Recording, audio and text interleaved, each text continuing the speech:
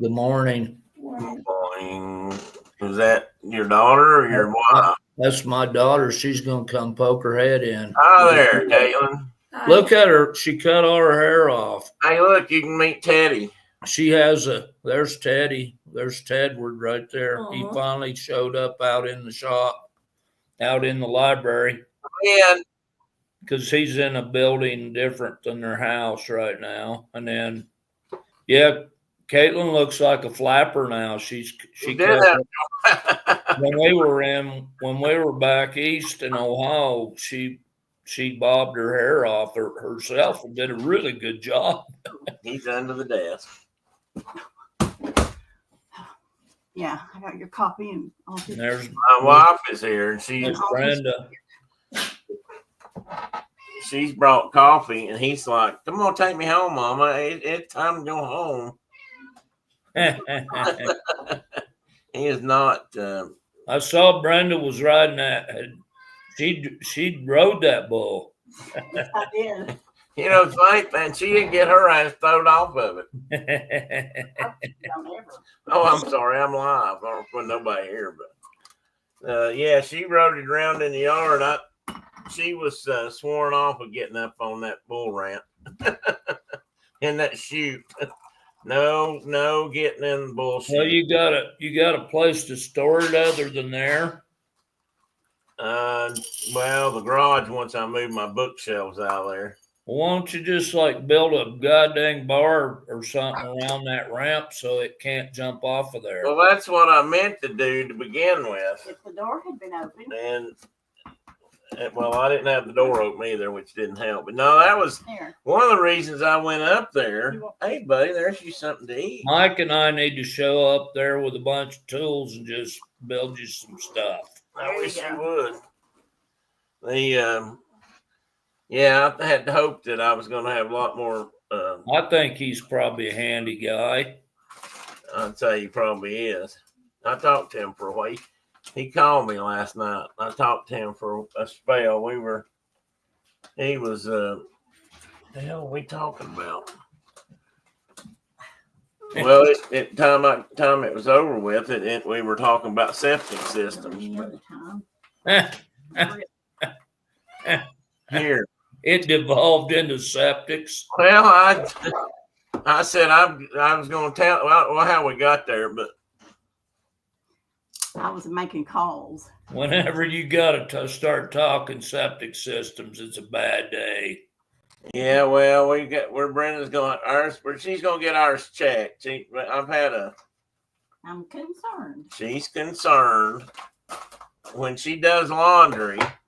Yeah, you get a lot of gray water on the surface, don't you? Well, we don't. It's not that. It's a stink in the kitchen. They put it into the system, but it stinks up. It comes back up, but not bubbles back up, but the air comes up. Yeah. So it smells.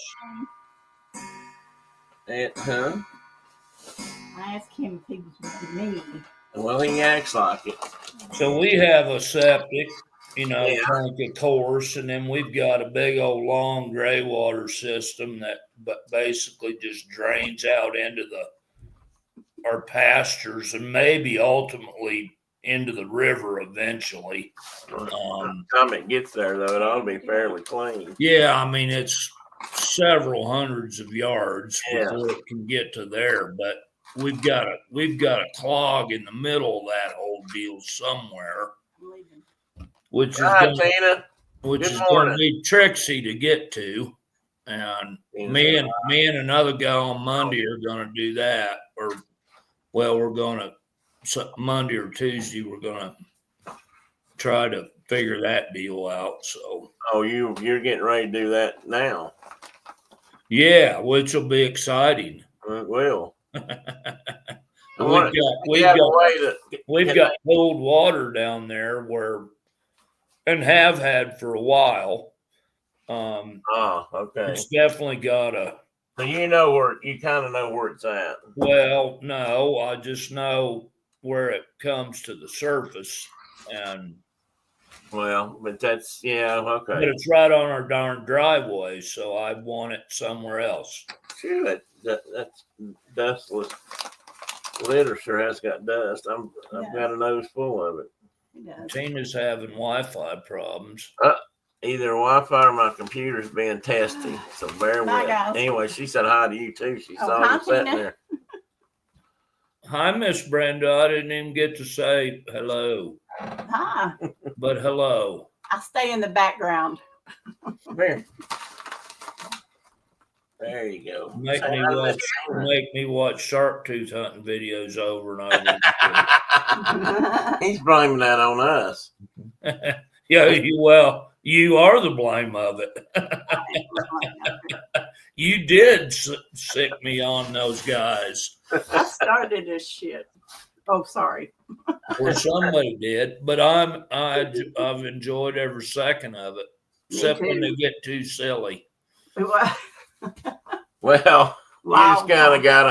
you just kind of gotta ride with that. They're young people, and anytime she's there, it gets even sillier. Are you gonna go with Mama? When Bree's on the show, it's like really gets silly. Okay, don't, babe. Did it hurt you? Did you hurt? He's heavy. He's a big boy. Brenda carried him out here, and she about broke her back, I think. I'm gonna get the tractor and haul you back down. Oh no, you don't want to ride on that bull. Yeah. No, you don't need to go back. You better put him in some kind of a container if you're going to do that. Well, he came out here in his travel case. He's just still thinking he don't want to leave home yet. he ain't going to be happy. Come here. No, you know what that means? Puppy time. Come here. We know where to get them too. Well, I was telling him about the puppies next door. Back up. Actually, they've got two sets. Back up. The ones that were just born, Stay. and Teddy, don't go out the door. Are mostly lab, Mostly lab. which will make them a good dog. Teddy, where are you going? Hang on a minute. Hang on a minute. Yourself. Look who came. Hey there. Hi, Penny. Or is She's that? a lot harder to pick up than she was. Yeah, she looks like it. She's a lot bigger. She's way closer to the size of Hank now than she used to be. He's getting close to the size of Hank. Yeah. Now you sit down here with me for a few He's minutes. a feline tank. Come here, you. Come here, You're gonna you. be just fine. Come Your here, mama you. goes home. Mom's gonna go home right now. She'll come back and get you after a while, okay? There. Tina, hey, Carol, look who came up to visit today. Hey, say hi to Miss Carol. There you go. Look at the camera. Brenda just laughed, so he's like, oh no, she left me. Yeah, he'll get used to it. The first time he's been in here before, but it's been months. We hadn't had him up here in a long time. I bet he probably won't go back in his carrier again. He went right in it this morning. I said, well, come on, let's just go on up to the library. Trickery, trickery.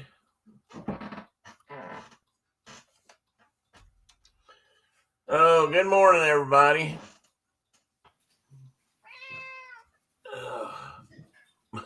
Carol saw the dog. She said, good morning to the dog. That was the Penny, I think you saw, Carol.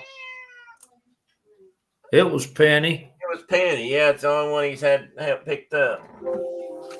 She's getting to the point where I can't pick her up as easy as I used to. So I hear a barking dog. You got company? there ain't nobody barking. Oh, okay. I thought I heard a bark. There's one in there, got one by the head and growling a little bit. Oh, maybe that's what it was. Arr, arr, arr, arr. Which Dude, one's got which? Boudreaux and Penny are in there in the kitchen wrestling. Oh, okay. Hey, Tina said hi. And Carol said hi. I told you that, though, didn't I? Hey, you You two. don't want to sit here. Why don't you get down and explore a little bit? Or close your eyes and take a nap. When you get up, it'll be time to go back in the house. I bet you can hear him good now. I can't. Oh, so how's the weather, There's Tina? a big old wrestle going on. I hear it. The How's the weather where? up their way, I was asking Carol and Tina. Mark's been having 4-degree weather in the morning, but he's got 20-something degrees. He's having a heat wave. 27 this morning. We're supposed to get in the upper 40s, which would be really nice. That would knock the ice off the river. But we'll see. It's we got severe cold too early. Yeah, I'd say it was a little early. Even for you guys, that seemed a little early. You about to calm down? No. You got some food right there. Just move that a little bit so Daddy's stupid foot don't kick it halfway to the moon. His chi has been Disturbed. upset. He's like, how the heck did I get into this morning? How am I in this building? I don't belong in this building. You're here with me. Everything's fine. I never heard you complain. He ain't much. happy. He ain't happy about the whole situation. No, he's not. So Carol's having good fall weather, 46 and sunny. Wow. Gonna be 56 this afternoon. I think it was 55 this morning. Brenda said here. I don't know that for a fact. Let's see what my weather thing says it is. 65. I'm up to 30 now, according to my computer.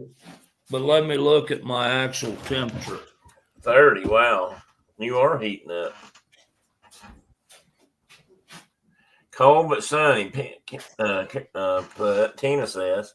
Well, my actual thermometer says it's 25. So.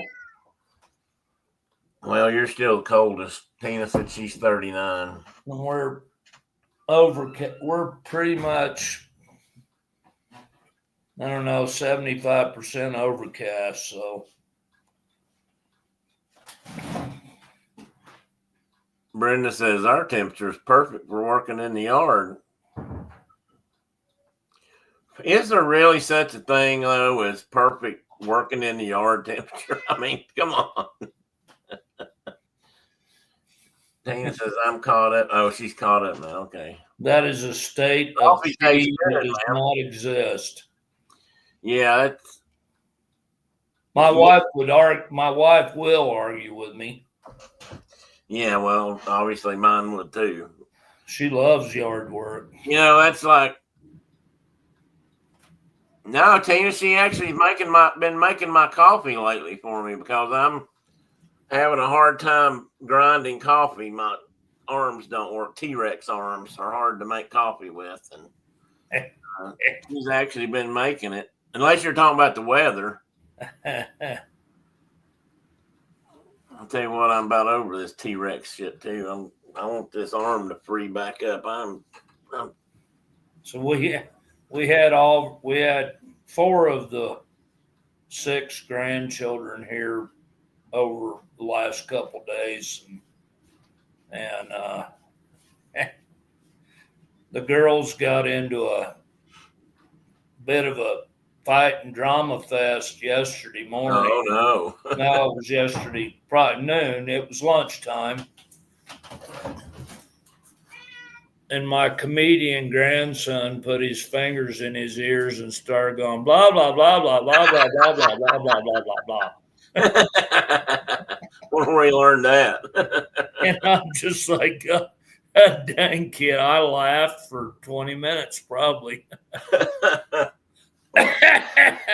What? Grandma was telling the kids, the girls, to calm down, stop being mean to each other, and they just got worse and worse and worse.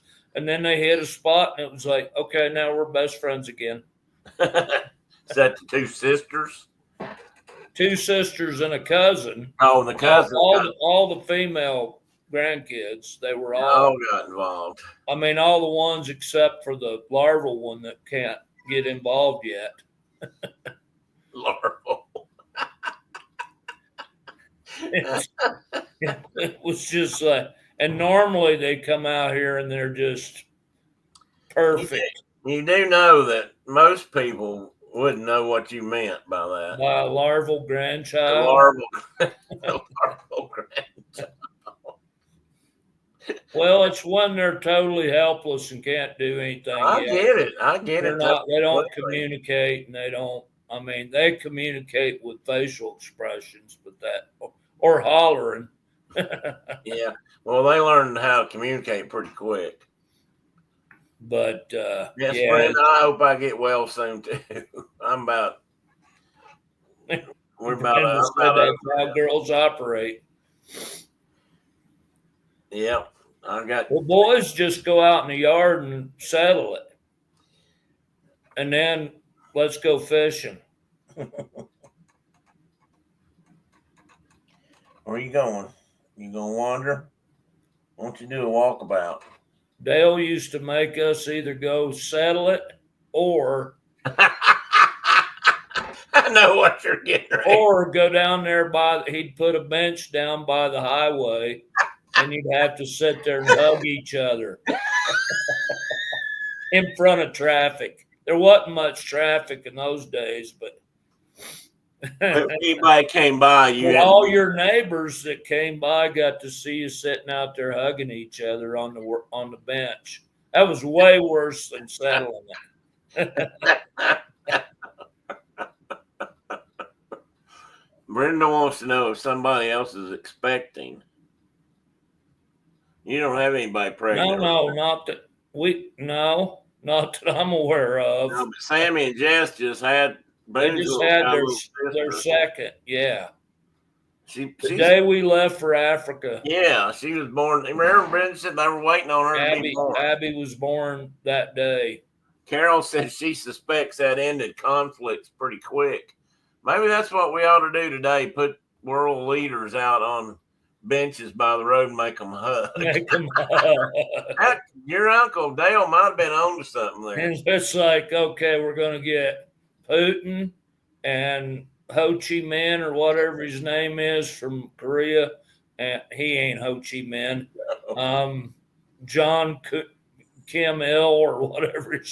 And Trump and Biden and all of them and make them sit out there on the bench and hug. The hugging bench. Like, let's get this figured out, folks. Kim Jong-un. Kim Jong-un, yeah. I think that might be a start. That discussion made your wife roll around on the floor laughing. I can tell you right now, if my brother and I had been in a tussle and we'd had to go sit out by the road hugging on a bench, that would have probably settled it right there. Although I'm sure we would have had to go spend some time on the bench just so we didn't forget too quick. Yeah, I can't tell you how many times we had to go sit on the bench.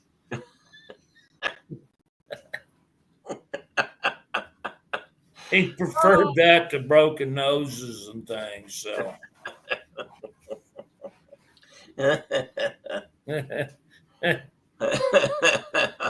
That's a good one, because I can. But I never, we as many battles as we had as children, as teenage boys. I can never remember a time like my neighbor down here. His 2 oldest boys got in a scrap so bad on the way home from school one day. Oh no! That one of them left the other one on the side of the road and thought he'd killed him. Oh geez, no! Literally thought he drug him over a fence and propped him up against a fence post, and then went home to get mom and dad. And his his younger brother, who's like a year younger than him, had a nickname of Toad. Toad. And he got home and said, "I've killed Toad." And they drove that, of course, jumped in the emergency vehicle and the pickup truck and come flying up the road. And here came Toad walking down the highway. But we never got to that point. No, I don't think we never got to that point either. We've had a couple black eyes or bloody noses, but we did. That was a regular occurrence, but we never got to the killing stage. Yeah. I'd feel pretty bad to have to walk home thinking you killed your brother alongside, left him along the road. Reminds me of stories like that you used to read about. That's how Simon Kenton ended up in the wilderness, you know? Yeah, I mean, Levi hit him hard enough it knocked him out, and he couldn't detect him. His breath has left him, kind of a deal, and he pulled him over and they're cowboy kids, and he pulled him over by the fence and propped him up. Got him off the road, They were driving home from school. They weren't on a bus. They were in their own vehicle. No, they were in their own rig.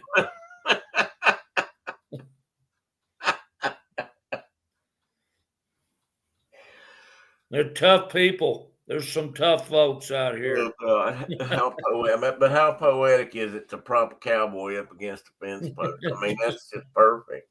I could see that being in a greeting card someday. A lone tree card. The sad farewell, the cowboys, his hat pulled down a little bit and he's leaning up against the fence post. Yeah. With a rose in his hand or lilies across his chest. Brenda's looking for help painting bookshelves. Yeah, that'd be good. Anybody wants to come over, we'll fix you something to eat. They should go buy some barbecue somewhere for that. Bookshelves should be sanded and stained. Well, are they not that kind of bookshelf?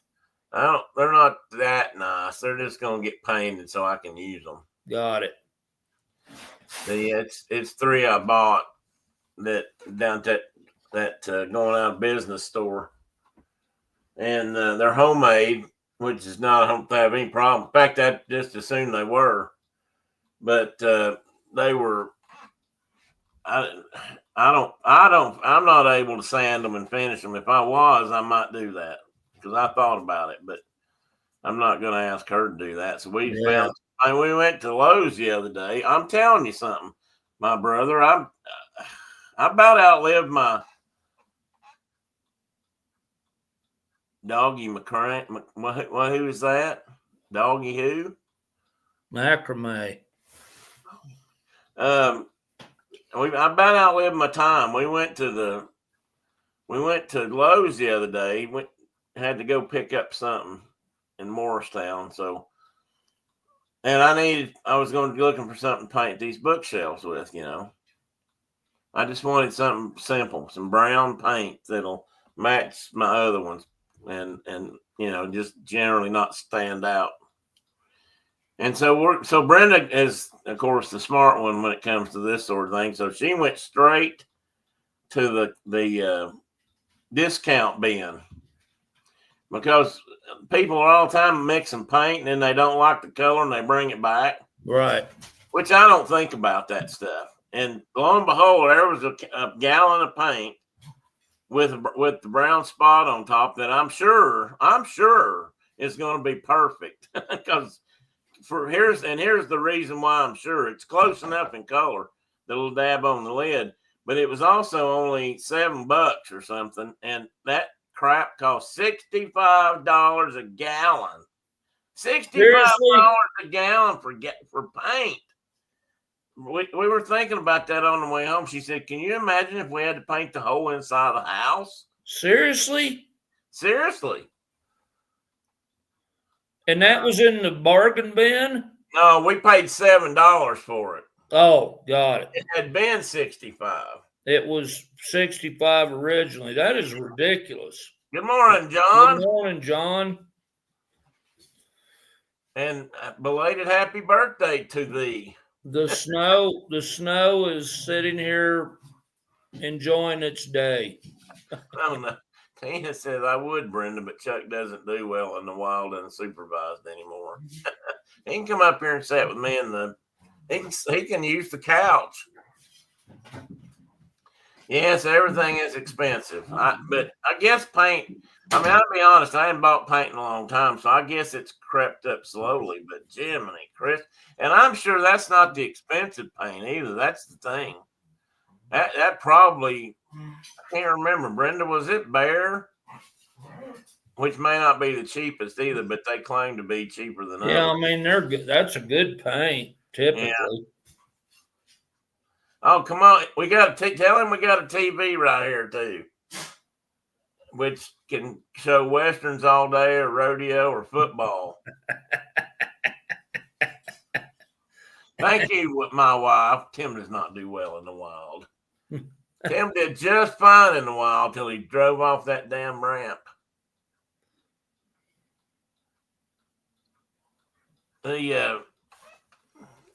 I was going to say something else. Now she got me sidetracked. It's an interior satin. Oh, wait a minute. Let's see here. It's an interior satin type paint, but it's going to be perfect color. It's almost like a little bit dark caramel. And it is going to be perfect color. I've got some other shelves. That'll match the stuff that's behind your shoulders there. Yeah, exactly. So I think it's going to be perfect. And like I said, it was only $7. So I know it's going to work. That'll be good. Yeah, well, I don't know, Tina. Probably. Most paint used to have petroleum in it. I'm sure it still does. I don't know what else they would put in it. That's usually, well, no, I'll take that back. It'll be latex, probably. Yeah, maybe. if it's latex, it may not have. Yeah, I don't think they have petroleum product. I think only oil paints. Yeah, you're probably right. Paints used to. And I don't even know what oil paints, if they had actual petroleum or if it was some other kind of natural oil, Well, like out of a critter. Yeah, well, that's possible too. Wait, weren't you in the wild when you drove off that? Well, you could say that. I was unsupervised. Let's put it that way. Tim, is it rodeo or rodeo? Oh, it's rodeo, John. You've lived in Wyoming. You walk into a store and tell them you wonder where the rodeo is, they're gonna kick you plumb back into another state. But if you're Hispanic, that's exactly how. Okay, yeah. If you want to like go back to the olden days, that's how it was said. Well, true.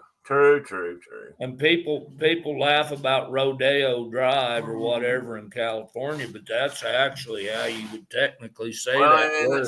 In Los Angeles area, that would have been Spanish originally anyway. Yeah. So that does make sense. I'm gonna get my show pulled up here. But we do that with all words. Make them our own. True. That's a good point. Okay, I'm going to try to do this today. I might go through some of it fast, and then we'll talk about it. And John should know about some of those places that were renamed. There's a creek north of Chugwater, Wyoming, called Reshaw, Reeshaw, Reshaw. But it's still on the map as Richaud. It was a French word, but we made it Wyomingized. Imagine that. So, how is it spelled, Ratio? How that Richeau.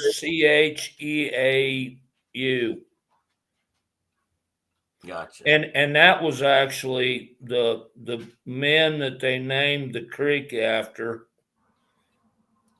The locals called him their last name Richard, so they were Indian traders, the Richard brothers.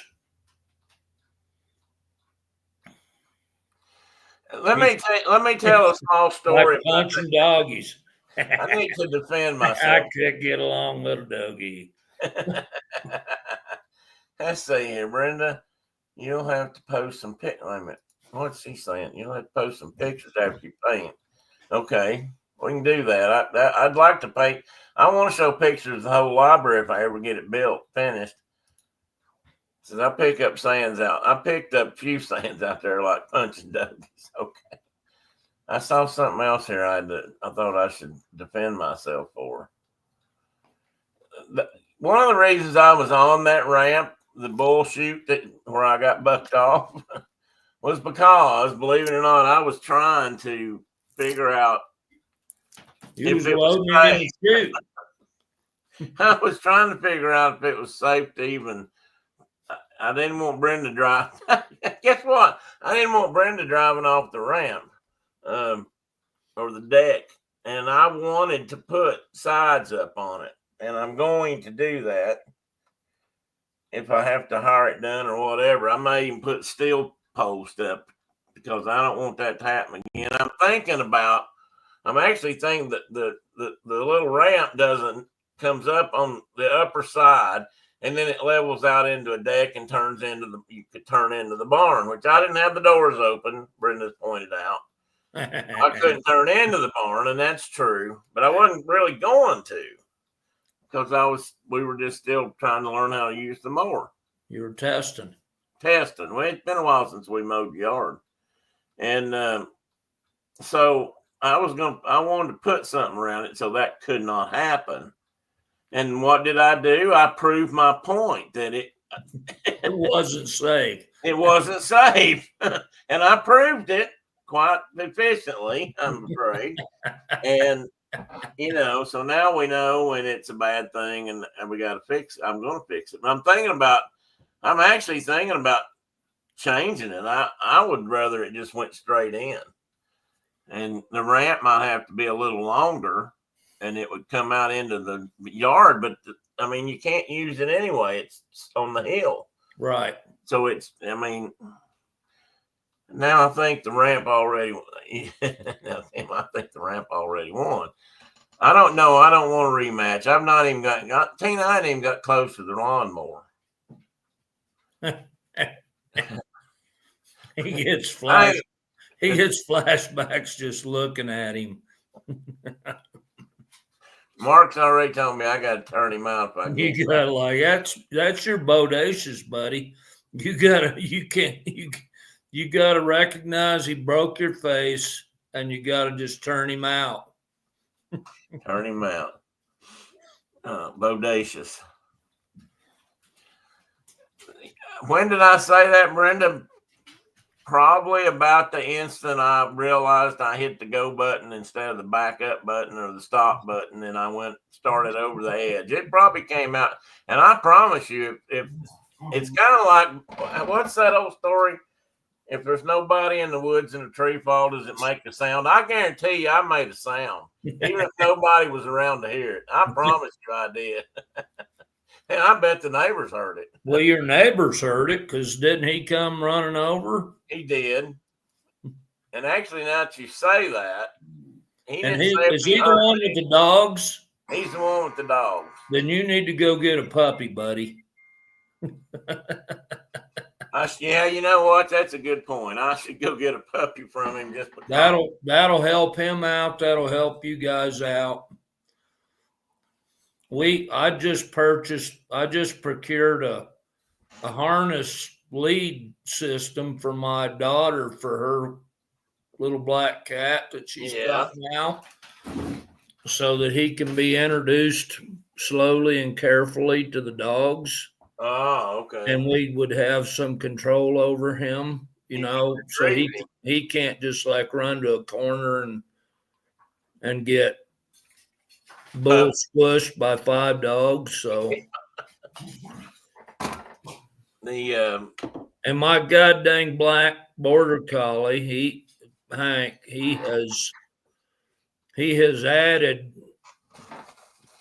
That cat comes to the door, and we got this old house that's got a little gap under the doors, those old 1900 doors, and he has added this cat to his list of duties. He lays at Caitlin's door and that cat's reaching under the door. And I'm like, you need to be careful reaching under there, buddy. That dog may just grab you and try to strain you under that door. As we used to say, you'll come back with a bloody stub. Exactly. So we've got to. I need to tone Hank's intensity down on his need to watch something. He does that with the chickens all day long. But now that it's cold, the chickens aren't coming out into the outside runs as often. So he's had to add another critter to his repertoire. His repertoire. I've lost my paper towels. I'm out of my other towels. And we've been real cold this last week, like I was saying, and I mean cold in the mornings. 4 or 3 or 7 or whatever, and which is too early in the year for that foolishness. But yet, at the same time, I go out of an evening and I still smell skunks. It's like great.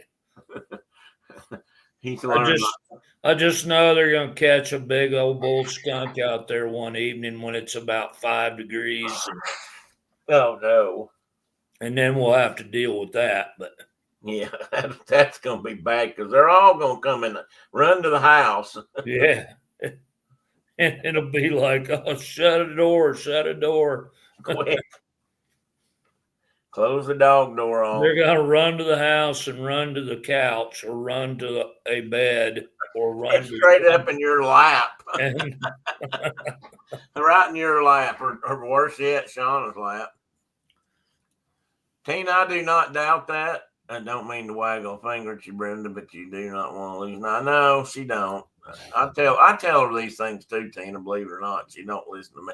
I mean, even though I drove the tractor off the ramp, I do know about some other things being safe. I was trying to check out safety. That's why I was up there.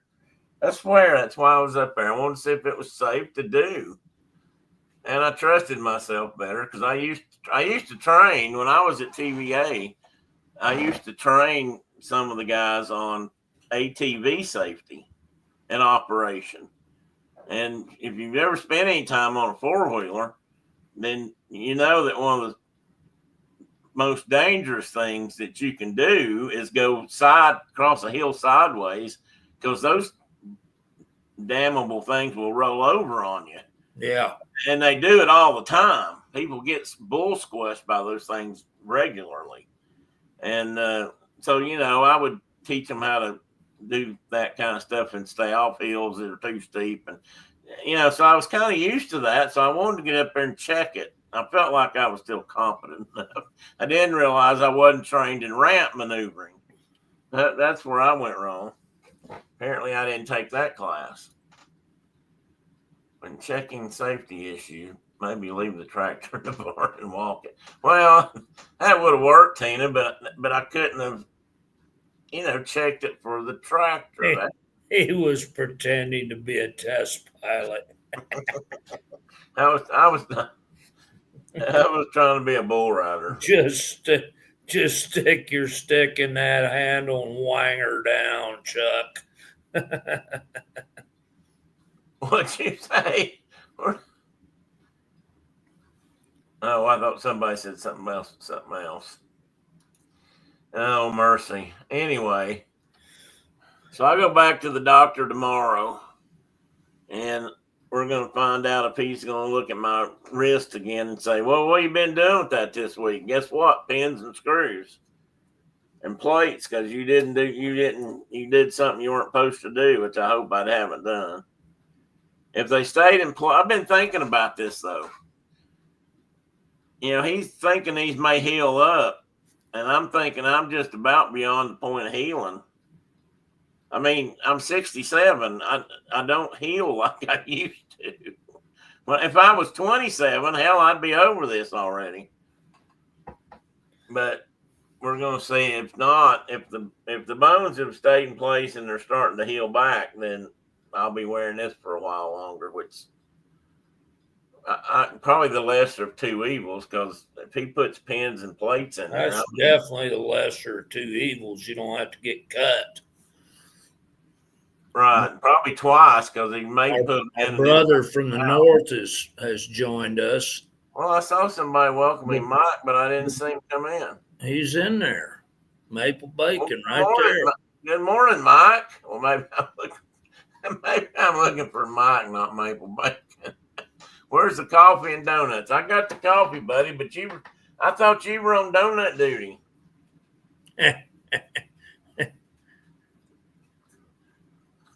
Okay, what's a Pershing?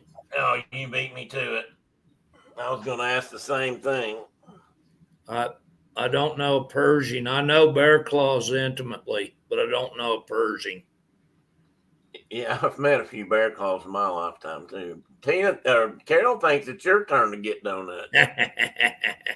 We might have to go all the way to. I'll just drive 70 miles to the nearest donut shop. That's fair enough, though. I mean, hey, Dave, welcome in. Space Mountain Dave Cantrell. Good morning, Dave. Good to see you, buddy. So what I was going to say a minute ago, I'm going to start this, and Mark, there's a few things that we'll circle back to. So I can just kind of go through them. But well, you told me to grab some coffee, which I think I'm going to do. We'll go get you some coffee. Because I just got a little shiver down my spine that makes me want a cup of coffee. You better go get it then. There, Dave is. He's got the donuts. Dave, you were supposed to go down by. I drove all the way to Salt Lake City, Utah, and bought donuts. That'd be a lot of a donut run. I wouldn't get back any donuts; that'd all be gone. What's that place in? I want to call it Downtown Disney, but that's not what it's called anymore. What's that? They have one of those. What's that donut place there? It's supposed to be so good. Dave's in bed with kidney stones. Oh no, Dave! There's nothing fun about that at all. I've been lucky never to suffer that fate, but I had a good buddy that had that problem pretty regular, and that's not any fun. It's a fancy cinnamon roll with glaze. Oh, you won me at cinnamon and then glaze. Oh, I could do that. Oh, I hope you get feeling better, Dave. How long's this been going on? Carol, any of those sour cream glazed donuts that you are without sharing them with us? You ate without sharing them with us. Mike, are you throwing stones, buddy? I'm just on the other line trying to locate some car parts. What do you need car parts for already? Oh, no, yeah. Since Tuesday. Way too long. Our son-in-law was actually had a kidney stone problem. Or no. Well, I don't know. Or can you have bladder stones and kidney stones? I'm not sure what he had. If anybody wanted to franchise, I'm not sure what she meant by pap of a donut place, or maybe she meant half at Rogersville, Tennessee's place. Yeah, Rogersville is the first town I've been in a long time. It had no sign of a donut shop whatsoever. We can get Krispy Kreme donuts in the store. Yeah, but they're not fresh. That's the problem. Krispy Kreme donuts are only good if they're fresh from the store. But if they set out for any length of time, they start getting all nasty, and I don't like them. And we can get other kinds of donuts at the store too, like at Walmart sells a dozen donuts. But to me, they're not. I don't know. There's something about them ain't right. Maybe it's because it's Walmart.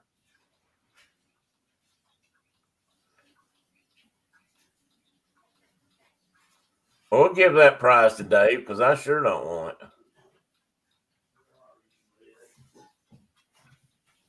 it. He had kidney stones. Okay. So Mark's going to be back in a minute, and I'm going to pull up. I'm going to go ahead and fire up a slide or two here. Let me see what I can do. Again, remind everybody to hit that like button and hit that subscribe button if you're not, which you probably all are. And, leave a comment. Whoa. Leave a comment. Man, I got to not do that. Now I've turned my wing digger off. There we go. I got to put that thing on slow motion. So we'll start right here. And I got to pull up some notes because this is way more complicated than I realized when I thought I knew a little bit about the Pony Express, and I realized yesterday I don't know diddly. Not when it comes to details. Alexander Majors. Well, he was one of these three guys are kind of the big dogs in this, but there was more to it than that. Let me find my story. I gotta. Dang, I made that hot. Ooh, son. A little warm, is it? Yeah, I should have. I'm glad I'm not drinking that out of a tin cup right now. Holy buckets! Would have burned those lips. Mm-hmm. Okay, what did I do with my story? Everybody's heard about the Pony Express, or most people, if you've ever watched a Western in your life, I know you have. And that's where most of us first learned about the Pony Express. The Pony Express lasted 18 months. But if you read about it in history, it sounds like it was just here forever. And lasted. That's how longer it run was 18 months. 18 months is what it ran, and that was partly because it bled money like crazy. I mean, I got to pull I've lost my article. I had a really good article explaining what happened here, and I can't find it. I had it. I swear I had it pulled up ready to go this morning. So if you think about the number of horses they needed for that, I just think about the logistics of it. Well, I'm going to tell you a little bit about. If the guy rode 80 miles, he rode 8 horses. Well, hang on a minute. I'm going. You're right. I'm going to talk about that just in a minute. I'm going to tell you what they did to get started. Because that's a very good point, and that was a big deal when they were trying to figure some of this out. And when they started, and that's what I was going to pull up was all those numbers about horses and what they did to get started and how they got started and why can I not find what I was looking for. Like, I've never heard it called anything but the Pony Express, and the only thing I've ever heard it related to was the Wells and Fargo. Or Wells Fargo and whatever. But it really wasn't even, it wasn't even that in reality. It became that. Hang on a minute. Let me take a pause. I got to find that note. I had all kinds of info in that. What have I done with that? I found several really good articles, and there's a really, if I ever get out that way again, if I ever get towards St. Joseph, Missouri, which is the eastern terminus of the Pony Express, I want to go. I want to go to the museum out there where it's at, and maybe here, National Pony Express. Yeah, they on a regular basis. They traveled almost 2,000 miles in 10 days. So you got to think about that's riding a horse or a big pony. I was reading the numbers. When I was reading the numbers of the initial what they bought and what they got ready to start this thing.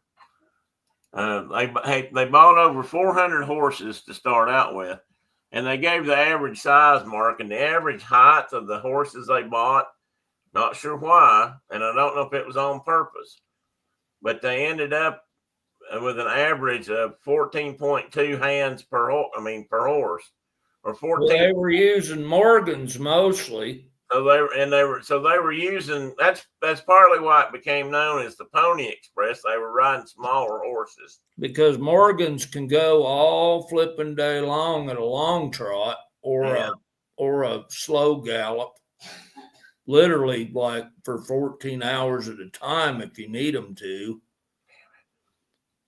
I don't know how long they live if they are used like that, or how much rest they had in between. But they were thoroughbreds and Morgans was what I heard they used the most of. And then when they get out west to Nevada and California, they'd move over to Mustanos, to Mustang horses sometimes. where it was drier. But they're just, they're because of they're just used to that country, and they were readily available. But yeah, anyway, it was the logistics of it to me was like impressive. Yeah, well, they had, I think it's 186 stations. And let me make sure I don't have my notes right in front of me and just don't realize it. No, not on that one. Damn it. What did I do with that? I was sitting here reading it last night, and I thought, this is what I need to have up in front of me so I can speak intelligently. But what am I doing? I'm sitting here not speaking intelligently. What did I do with that? You've lost your notes again. I've got a whole bunch on my screen here. I've got a bunch of notes pulled up, but I don't have the one I really wanted seems to have disappeared. I just pulled up Wild Bill Hickok. Wild Bill Hickok never rode for the Pony Express, but he was an animal tender, apparently. Somewhere along the line. Okay. Yeah, he was working on critters in that Kansas stretch. Before they entered Nebraska, because they came up to Fort Kearny in Nebraska, and he was working that line below that, dealing with livestock. He wasn't riding. There's a famous wanted sign that supposedly came out in newspapers, but although historians have tried to find an original copy of this and it doesn't exist, but it said, wanted, young, skinny, wiry fellows not over 18 must be expert riders, willing to risk death daily, orphans preferred, wages $25 a week, and apply at the Pony Express stable, St. Joseph, Missouri.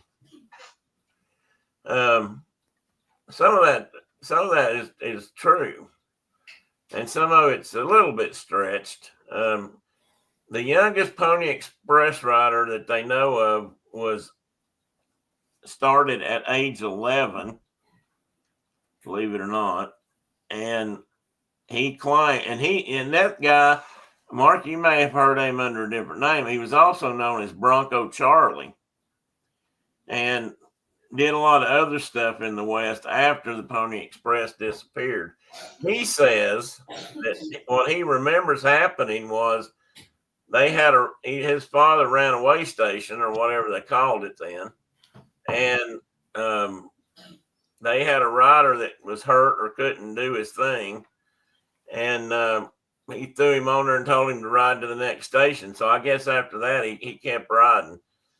He didn't die until 1955. Seriously? I'm serious. He was 105 years old. This guy did one of the most dangerous jobs at that time, probably, because that wasn't a safe or easy thing to do for a living. That's why they paid so much money.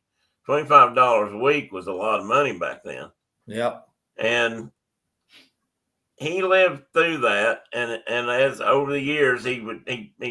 I don't know if he ever wrote his memoirs or not, but He definitely earned his keep. But he was the youngest rider, and the oldest rider that they know of for sure was age 40. So they didn't necessarily stick to the 18-year-old guy thing. Right.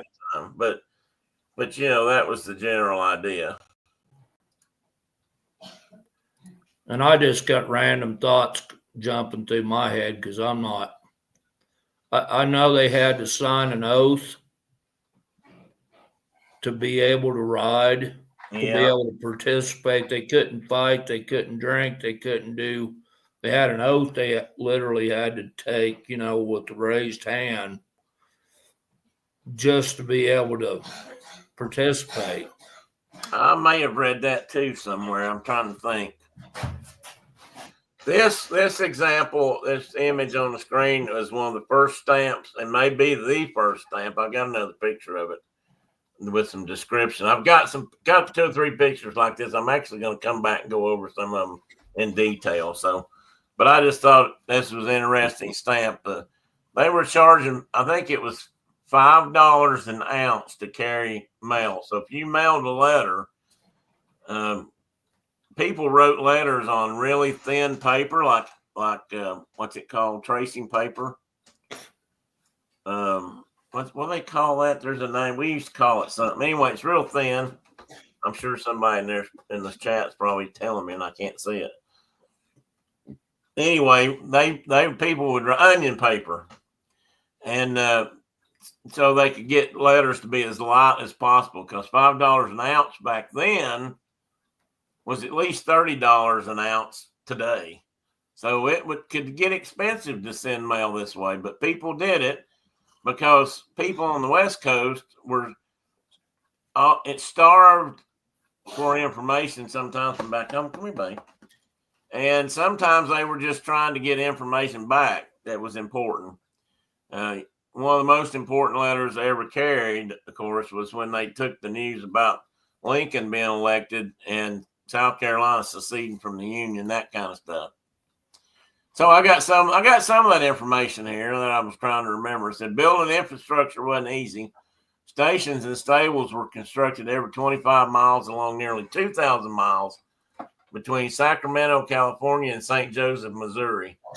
And this says they had about 500 horses up front, and 30 riders. But they had more riders than that, because I read somewhere that on any given day, when you considered all the relays and the fact that they worked constantly, just because some guy was running the route didn't mean there weren't 15 guys behind him.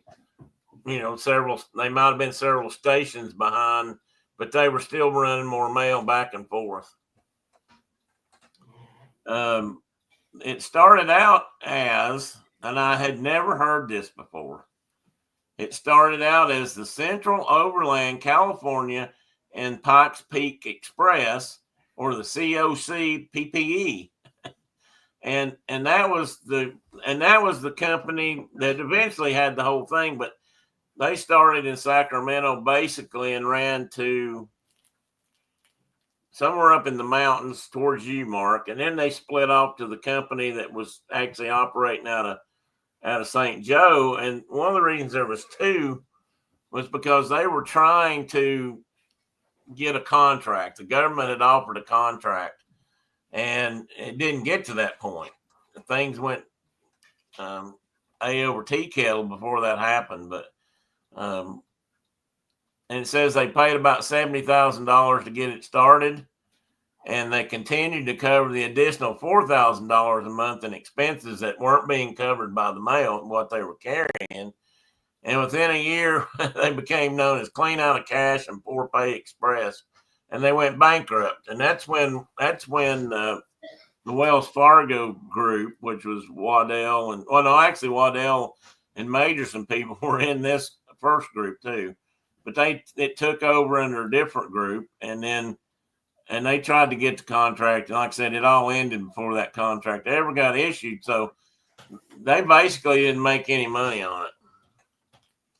They, what killed it was its expense. and 2, the telegraph, which is what I'd always heard. But it wasn't just the telegraph. They might have kept going, except if it wasn't for the fact that it cost so much on top of everything else. And that's an example, a picture of an example of a guy coming into a way station changing horses. And like I think Mark said a minute ago, or I said, they'd ride about 18 to 20 miles or 25 miles, this says. I think they were not quite that far apart usually. And swap horses and go on to the next one. Yeah, I just read a thing where they were riding a horse about 10 miles and swapping. And well, that could have been. That makes more sense, really. Why they invest so much money in it? That's what I was talking about a minute ago. They hope to win a $1 million government contract. That's a lot of money back then to deliver the mail for the U.S. Postal Service. Waddell and Company and the Wells Fargo Company were actually originally famous for hauling supplies and equipment and supplies up into the mountains for the military. They hauled military supplies, and that's how they got started. And that was lucrative because they were always doing that. So they wanted to get in on this other thing, and that's why they got started. The Overland, I think the Overland Mail Company was on the other end of it. But anyway, these are letters. This map gives you an idea of the route generally they took. I'm not sure what the stars meant on this map. I didn't pull that part into the picture, did I? Well, part of those were stations, but not. Yeah, there were other way stations along the way. Well, I've got a better map of that in just a minute. That's why I was trying to figure out. Well, these stars are some of the major ones, like Fort Kearny and Julesburg and Fort Laramie and South Pass. Mark, tell me something. Fort Laramie and Laramie, the town, weren't in the same place? No. So interesting guy. Guy's name was Jacques Laramie. He was a French trapper. The Cheyennes killed him he was only out there a few years and the Cheyennes killed him. And they've named a town and a county and a fort after the man in 3 different counties and 2 rivers. And he was barely there. I mean, he wasn't there very long at all. It's like, well, how'd all that happen? But anyway, yeah, Fort Laramie is in Goshen County in eastern Wyoming, right on the border of, Nebraska, just west of Scotts Bluff. And a lot of history there. And then Laramie County is where Cheyenne is at, to the south.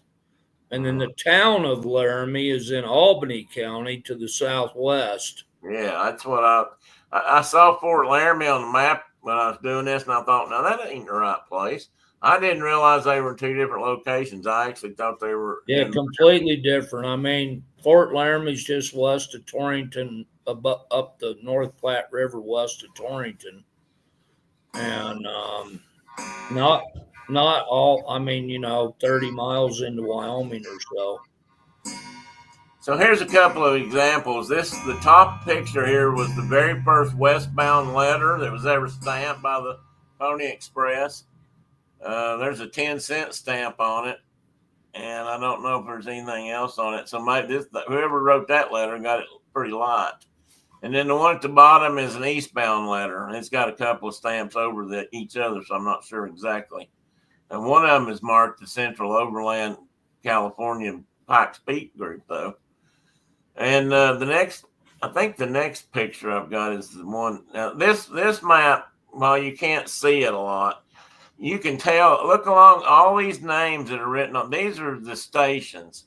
So this is how many main stations they actually had along the whole line. And as you can see, there's a whole lot more than were on that other map.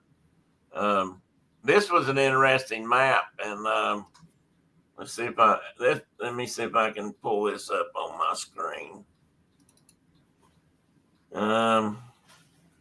Anyway, it was done. This map was given credit by being drawn by William Henry Jackson in 1860. And it's an illustrated map that somebody did. Well, I don't know if that's when he made the map. I'll take that back. His topography is a bit off on that particular map. Well, yeah. And where Granger is located in Wyoming versus Green River. How do you read that?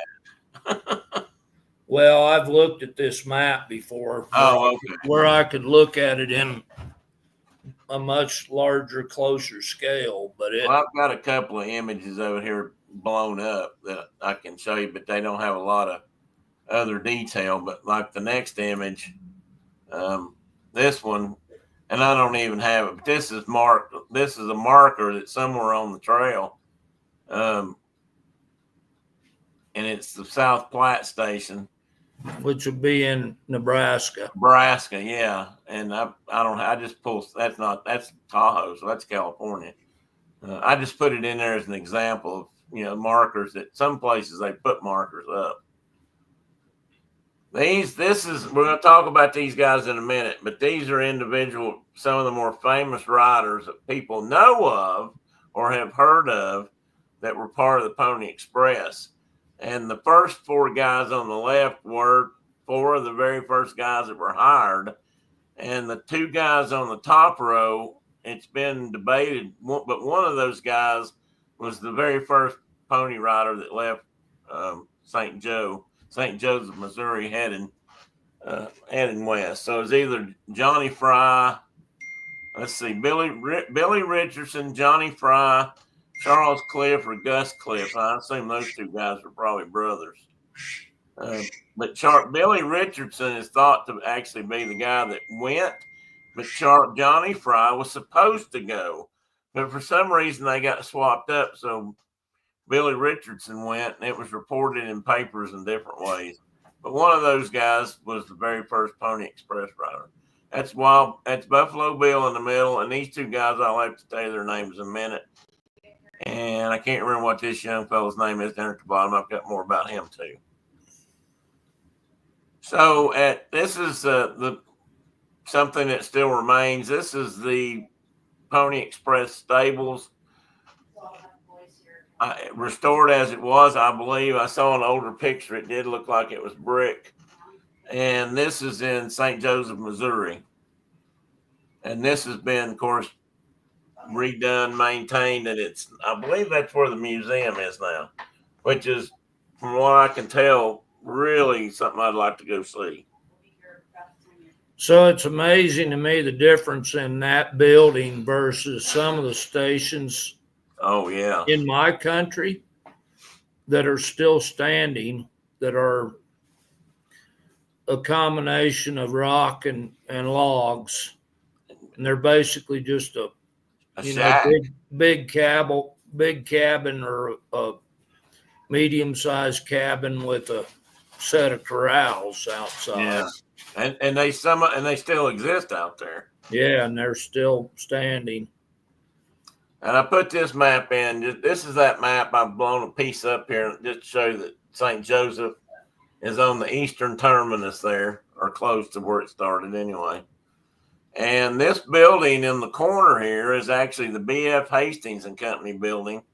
And it still stands. It's in Sacramento. And this was the western terminus of the Pony Express. Wow. Although that doesn't really look like it today, but that's it. That's the building. That's cool. So they've got the original buildings on both ends. Yeah.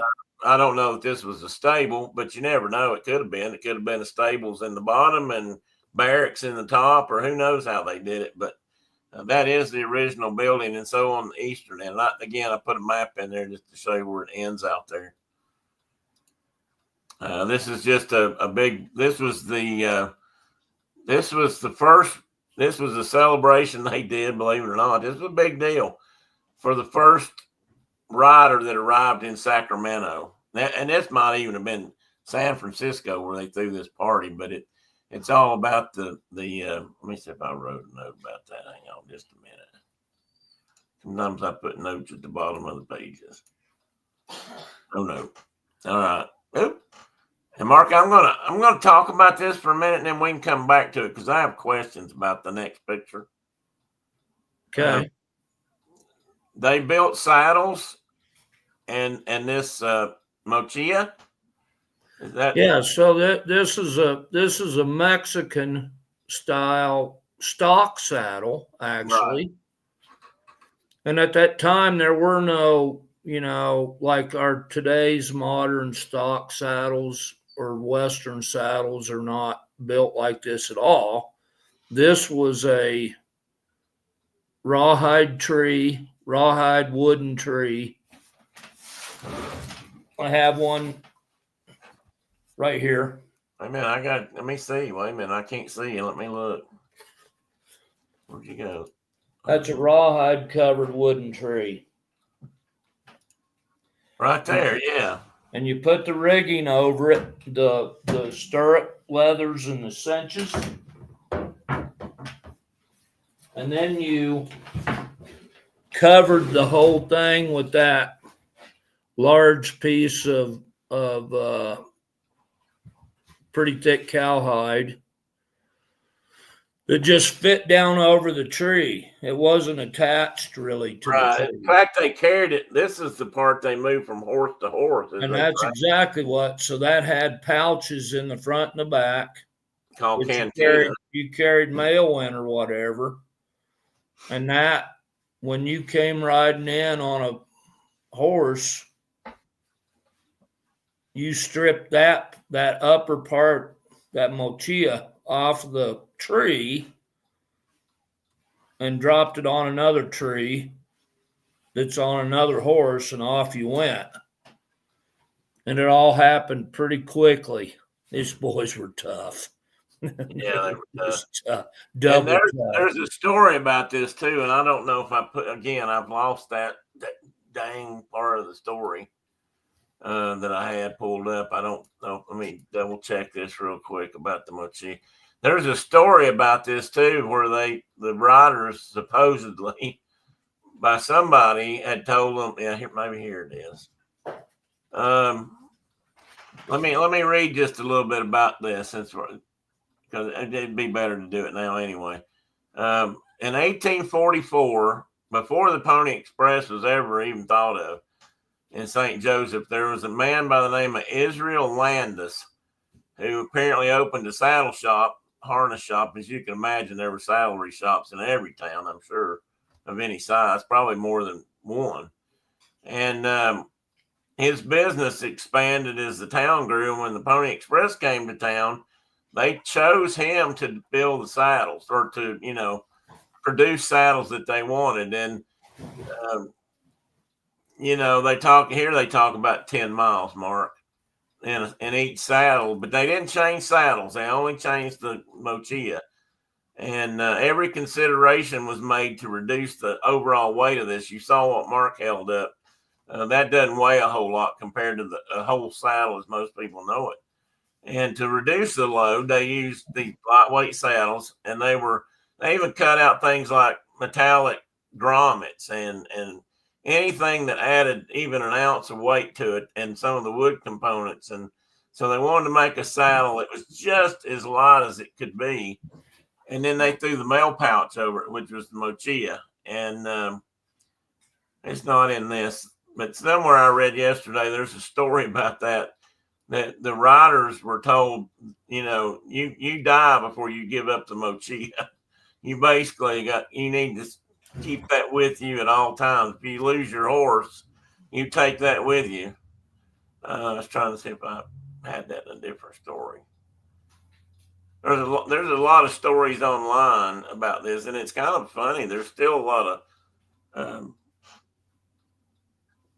of differences in some of the stories. Even though we've got a fair bit of history on it now, there's still some speculation and some talk about who did what when and all that kind of stuff. And it's always, and I'm going to talk about this just in a minute, Buffalo Bill is a prime example of that. So let's see.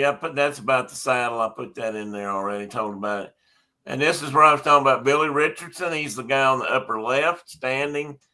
They think he was the first rider that left St. Joseph. That's what the local newspaper said at the time. But there was some discussion about maybe it was supposed to have been the guy on his left, Johnny Fry, but for some reason Johnny couldn't go, so they threw Billy on the horse. Somehow or another, that's Billy ended up with the credit for it. And the other two guys, I put their name on that other picture. They were there. They were early riders too. This is a little bit more about how hard it was. You know, the young skinny thing. No one's ever found a newspaper ad in any archives that actually said that. Doesn't mean they didn't print up handbills for it and hang it on the side of buildings, but they had an estimated 80 riders, I guess, at any one time, because I'm sure that changed as people came and went. Some guys died, some guys quit, and they were. Let's see, had an estimated 80 riders traveling east or west along the route at the same time. So you got to imagine this thing as a constantly flowing line of horses. You've got 80 guys going east or west, crisscrossing each other. One's carrying mail this way, one's carrying mail that way. And if mail came in today at noon, there's another rider heading west with that. And I mean, it was a constant thing. It just wasn't one rider or one group of riders, and then they turn around and come back. They were always going back and forth. Yeah, they had like a section of line they worked. Yeah. Like Buffalo Bill started out in Nebraska, and then he ended up going to Wyoming eventually, but he didn't ride the whole route. He just rode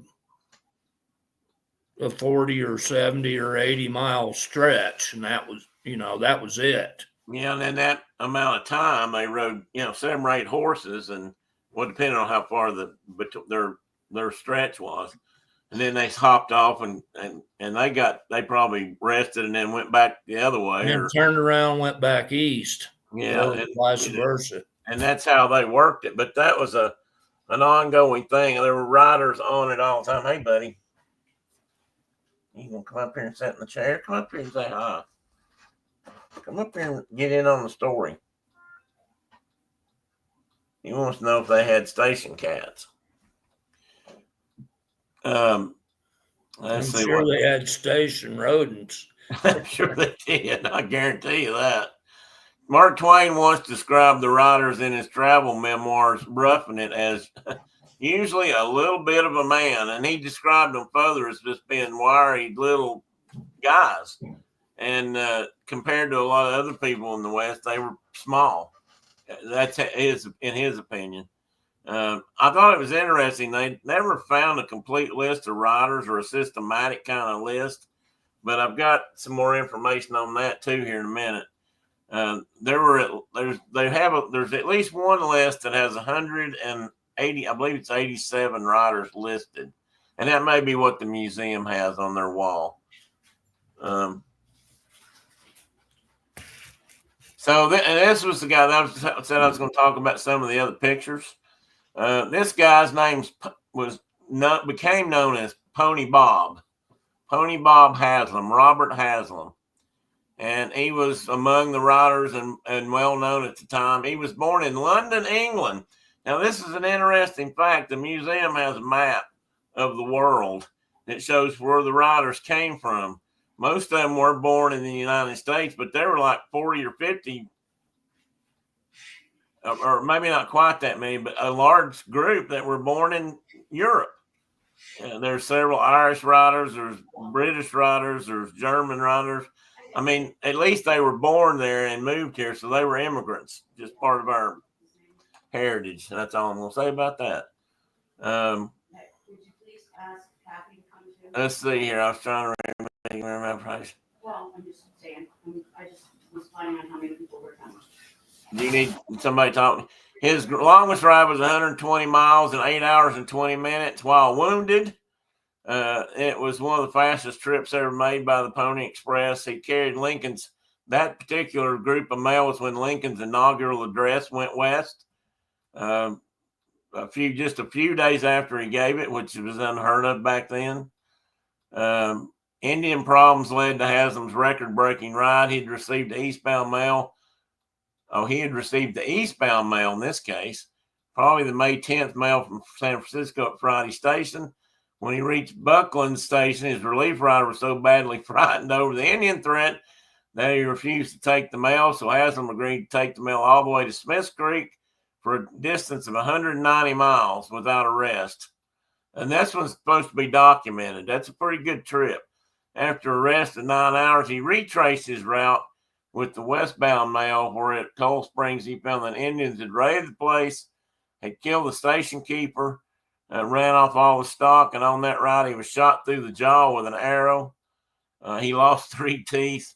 He finally reached Buckland Station. It was a 380-mile round trip total that he made, and he did have a rest break in there, but that's still quite a ride. Even after the Pony Express went away, he rode with Wells Fargo and Company.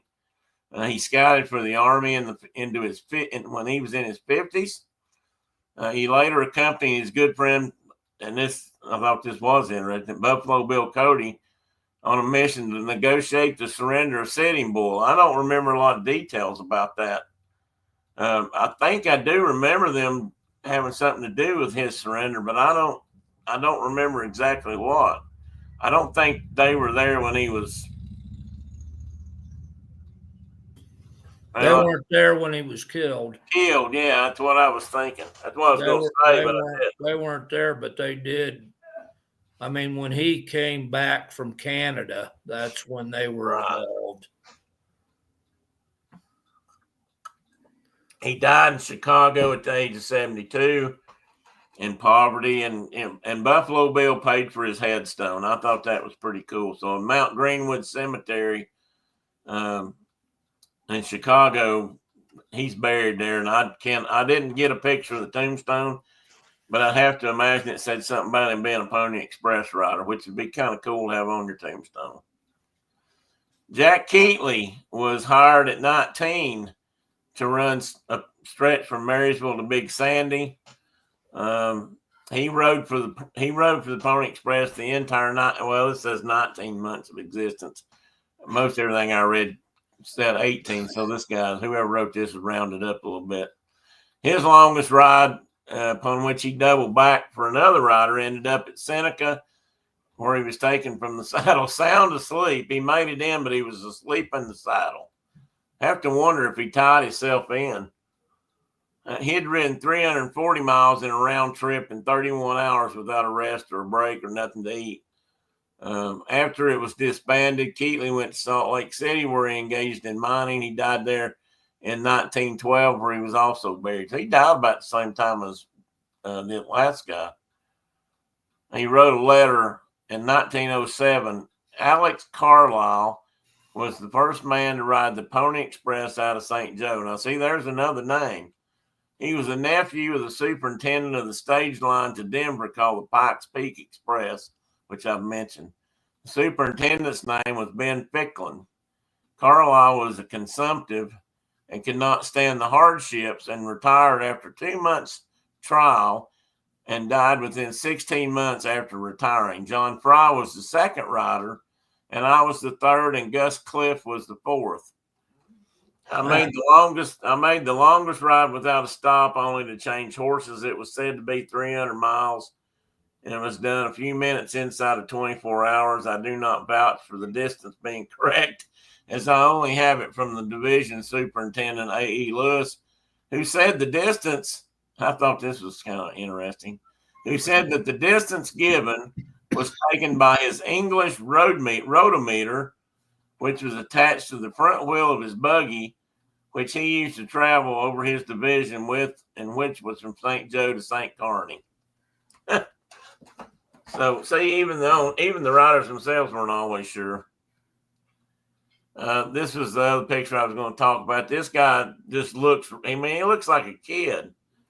Current list of riders includes 237 riders, and they range from age 11 to 40. Billy Tate was a 14-year-old Pony Express rider who rode the Express Trail in Nevada near Ruby Valley. During the Paiute Uprising of 1860, he was chased by a band of Paiute Indians on horseback and was forced to retreat into the hills behind some big rocks, where he killed 7 of his assailants in a shootout before being killed himself. So his body was found riddled with arrows, but was not scalped, a sign that the Paiutes honored their enemy. Yeah, they didn't always scalp anyway. But the photo at the right is Frank Webner. They don't give his age, but he don't look more than 15 or 16 to me. I mean, he looks pretty young. I mean, that face looks like it's never been shaved. So, I mean, just from the photo. So there's an interesting group of people rode through the Pony Express. Now, probably the most famous Pony Express rider in modern history, largely due to his own tall tales and the Wild West show that he ran and dime novels and things like that, was Buffalo Bill Cody or William Cody. He did. It seems to be a proven fact that he did indeed ride for the Pony Express. And there's a lot of stories about it. But then there are some people say they don't even think he rode for the Pony Express. I suspect he did, but who knows what stories are true and what stories were made up, because he told a lot of tales in his Wild West show. At age 15, again, the story is at age 15. It says those accounts may have been fabricated or exaggerated. You know, he did have adventures as an express rider. He was on his way west when he met agents along the way and signed on with the company. He helped in the construction of several way stations, and then later was employed as a rider. He ran from Julesburg to the next stations west, 45-mile run. After some months, he was transferred to Slade Station in Wyoming, where he said to have made the longest nonstop ride was Red Butte Station to Rock Ridge Station and back, when he found his relief rider had been killed. The trail was 322 miles, was completed in 21 hours and 40 minutes, and 21 horses were required. Now, I tend to believe that. It may not be true, but I tend to believe, because some of these are documented by the notes. They kept records at the stations, you know, when they changed horses and riders. So I suspect that some of that's at least true. Excuse me. He was there and of course Cody was around for a lot of things happening in the West. Yeah, he got his nickname because he was a buffalo hunter for the railroads when the Transcontinental Railroad was going west. You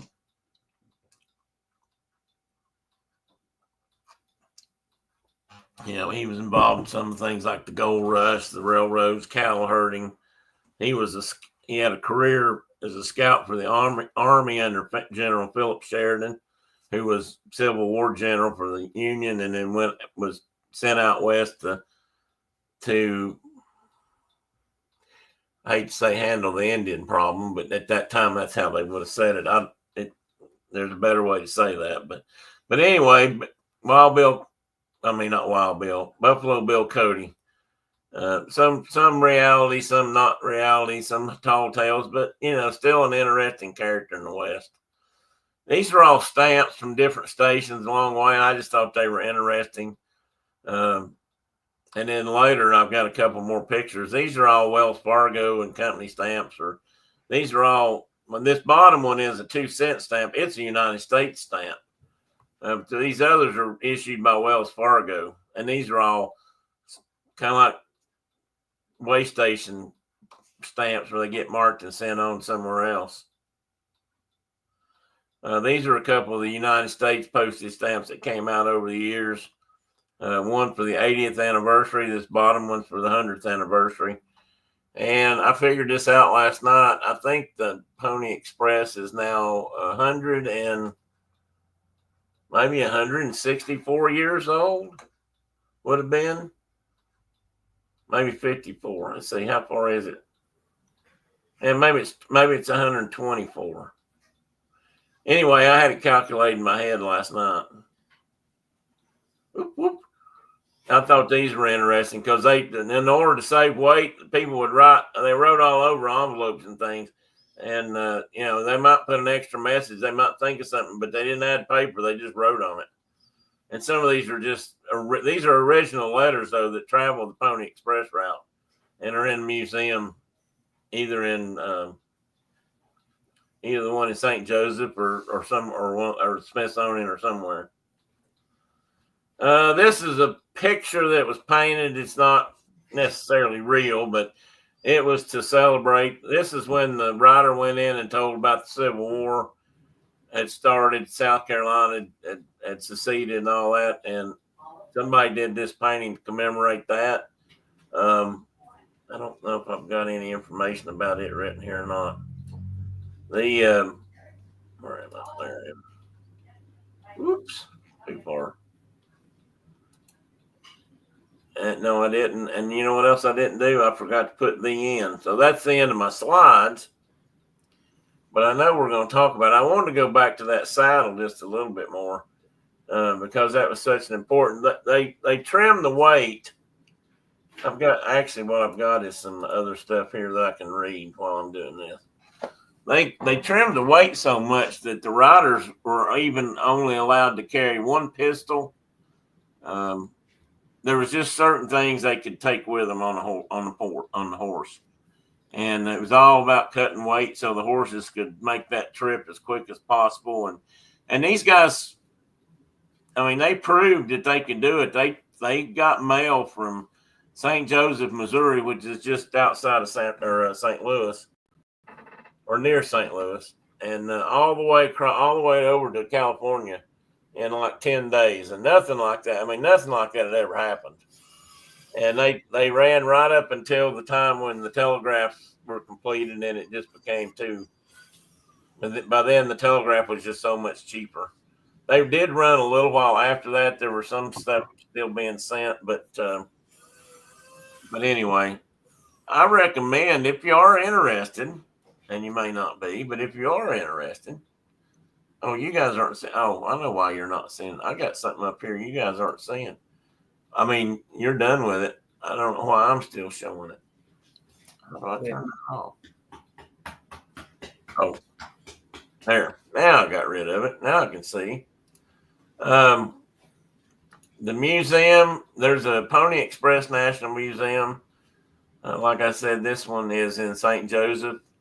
If you're interested in all, they've actually got some interactive exhibits right here online. Walking through the museum, they now have a section called the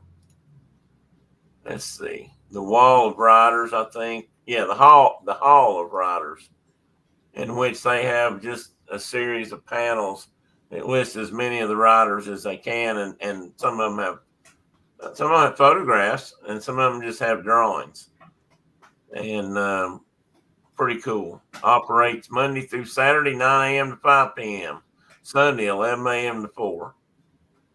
Oh, that's regular. And in the winter, they have abbreviated hours, just so you know.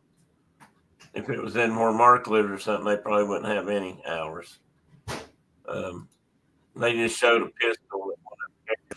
Yeah. I won't play that behind you. I get in trouble for that probably. Let's see here. Thought I had one more really cool thing. Oh, I didn't put this in there. I meant to show this. You aren't showing anything, buddy. Well, I know now I'm not, but I mean, I had it up, and then I didn't have it up, and now I don't have it up, but I'm getting ready to put it up. As soon as I find my place here, there we go. I'm not nearly as discombobulated as I sound. This statue, we just got a good picture of the Mochi on there, and you know,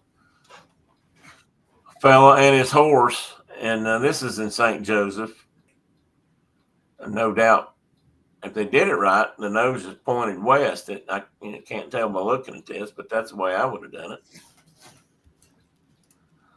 Anyway, if you're interested at all, I recommend checking it out.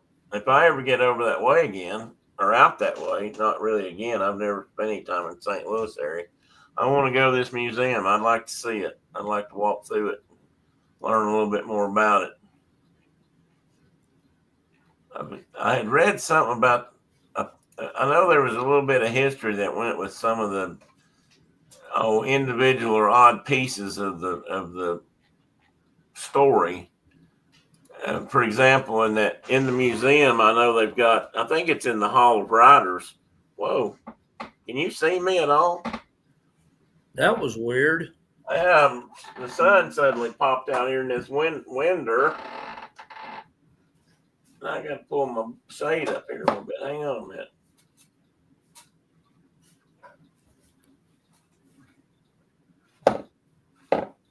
I don't know if that helped. Yeah, that did. Yeah, I suddenly got blacked out there. I still got sun coming in. Dang it. Anyway, on some of the exhibits, they have things that family members have sent in that they say I get calls. Hey, thanks, John. Thanks for coming by, buddy. Hey, well, that's right. You were in the Postal Service. I forgot.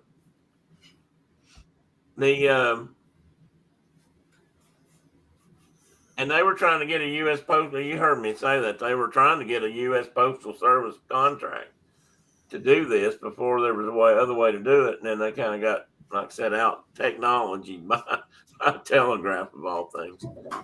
But what I was going to say was, and on that wall, there's things like letters that the individual writers wrote, or maybe a short memoir of something he did.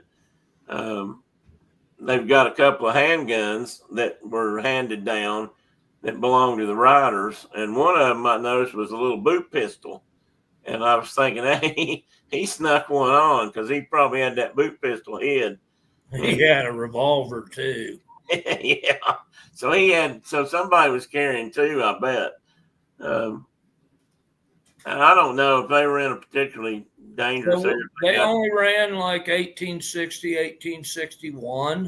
1860 to 8, yeah, exactly. I had the date. Do what? Like saddle technology in those years was pretty poor. I mean, comparatively. There weren't you had like Hope saddles down in Texas where cowboys were starting to punch cows that were based off of, Mexican saddles. But there were no big heavy duty saddles in those days at all. They started building saddles for Civil War troops, plantation saddles, etc. But they just big saddles like people ride today just did not even exist. I was going to get you while you were doing that. I was going to look up. You asked me, and I'm going to tell you what the actual dates were. They ran from September in 1860. That don't sound right. 1860. That'd put them pretty deep. That'd have to run over a year. That's not right. That stamp's wrong.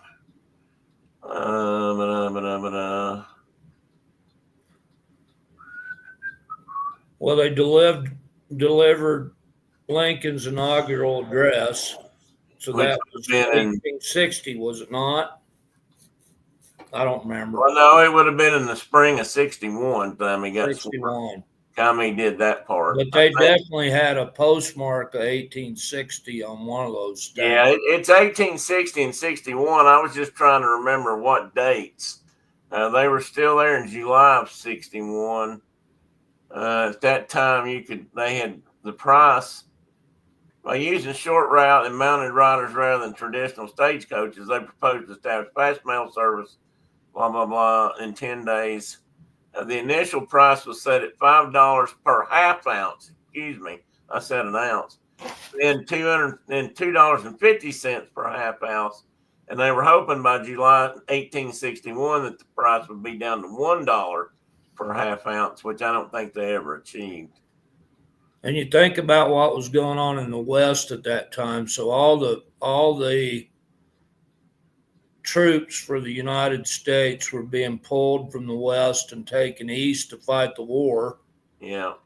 And the frontier was left pretty vacant comparatively.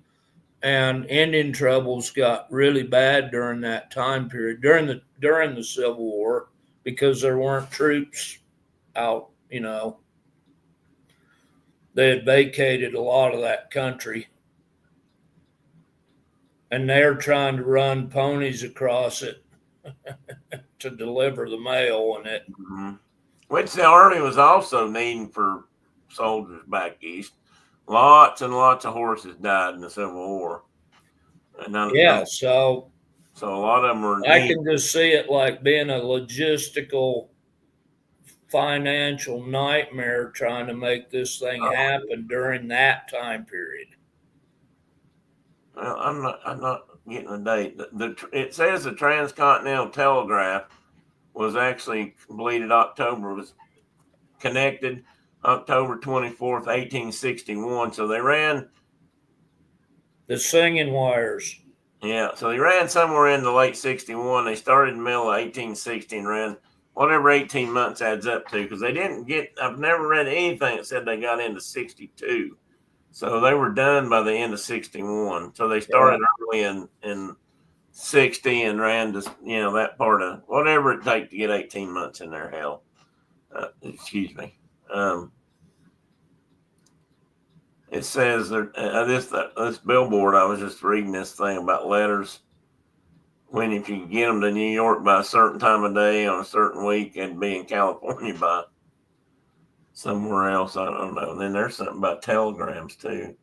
I mean, they ran a little while after the telegraph was established, but it was just the messages that were being sent by the Pony Express that people thought were valuable and important enough to send by and pay that price for. They could just do it cheaper over the wire. So why not do it that way? And by that time, the railroad was across through there, and I can't imagine that riding a train from St. Joseph to Sacramento took any longer than 10 days. I mean, that's what they were riding. I would have to think they could make that trip in 10 days once the train was, established. I never looked that part up to see what trips cost or how long they took, but I would have to think you could do it on the railroad by then cheaper than you could otherwise. But otherwise, it went by, stagecoach or other freight wagons, or it went in a boat and went around the Cape of South Africa and up. And two things I always heard about that. One was that was never a given that they would survive. And two, it took, several months to make that trip. So, that was a big deal. Anyway, Pony Express made a big impression on kids like me who grew up watching too many Westerns probably, and or enough Westerns, and not learning necessarily the facts about it, but nonetheless, we read about it and or watched it. And what was that show they had for a while? It was I don't know. The Young Riders. The Young Riders. Which I loved that show, even if it lasted way longer than the actual. Yeah, it lasted. I've got that on. I've actually got that on DVD. And several of the people that were portrayed were never were. No, well, like Wild Bill Hickok. Like Hickok, he was never. And he, as far as I know, he never rode a horse. He tended horses and took care of things, but as far as I know, he never rode a route. So, hey, Dave, welcome in. I don't know, you may have been here, but I just now saw you.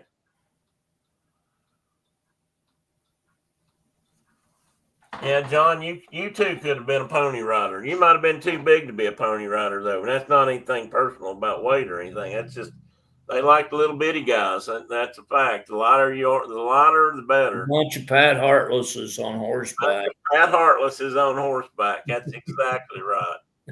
And there's a prime example of 5'2", all sinew and muscle and bone. Yeah. Mark and I knew a guy that worked for the U.S. Forest Service for his whole career, I guess. And he was about. He was a jumper, man. Well, I know he was a smoke jumper too, but I mean, he was about the size of your mom, not much taller. Yeah, I think Little five. guy. I think 5'2" on a good day, and just With his lights on. sinew and wet leather. That's what he was made out of. I mean, my God, you talk about somebody I'd never want to mess with in that regard. But he would have been a typical pony rider. He was perfect. His partner that he got crosswise with eventually was like 6'4", and he took him down with one shot. I'm telling you, I wouldn't want to tangle with him. No, I really. I mean, being a smoke jumper is one of the Big old thick glasses, and he's still. Oh yeah. He was something special. Now I'm proud to say I He was met a him. character. That's one of the things I get to say and remember from years ago that I got to do and meet that was really somebody special. I've met a lot of people in my life I can just forget, but he's damn sure one I don't ever want to forget. He was pretty cool. Hey, I can't hear you. Dirty little rat. What is Alex still working for the Sports Service? Do you know? No, he's retired. Oh my God. Oh yeah, he's retired and living That life. make me feel old a bit. Living life. Of course, He was a tough customer. He could be a tough customer too. So I'm sure he could. I have no doubt that this. He finished up in Montana. He went to Minnesota for a long time and then finished up in Montana. Where was he at? He was in Kansas or Nebraska or someplace I never thought about Forest Service land being for when he first. Yeah, I think Nebraska, and then he went to Minnesota to like the, Quetico Superior country. Well, there's a lot of forest up there. We had trees removed Thursday, and the guy who what's this about? The guy who climbed the trees was under 5 feet and probably weighed less than 150 pounds. But man, was he strong! I bet he was. I've known a few of those guys too. Those guys, the guys that do that kind of work, climb trees and can get up there and manhandle saws and buck trees down, or they have my respect. I've watched them do it. And you're right, Tina. They're strong and tough. There's no two ways around that. There's all if you work out like I have, and I've worked with in my line of work with feds and what we did in public lands. I worked with quite a few farmers and Mark was probably ranchers and alternative, and guys that did their own stuff, and most of them were. And I don't mean this in a derogatory way. They were not always highly educated or maybe not educated, but they knew their job, and they were little guys kind of like Pat Heartlesses of the world. And they've all been tough and strong, and nobody I'd want to tangle with because they earned it and they knew how they got there. And you have to respect those kind of guys because they've done it their own way. I mean. They may not have chosen it necessarily, but that's how it ended up. Well, it's like my buddy that I ride for sometimes. He might be 145 pounds soaking wet, but it's all sinew. He can pull a calf faster than anybody I've ever seen, and that ain't easy. If you've ever pulled a calf, that is not an easy job. Well, I've seen Dr. Pole do it. And he's another guy that yeah, he's not that big. He did that till he was in his 80s, how the heck?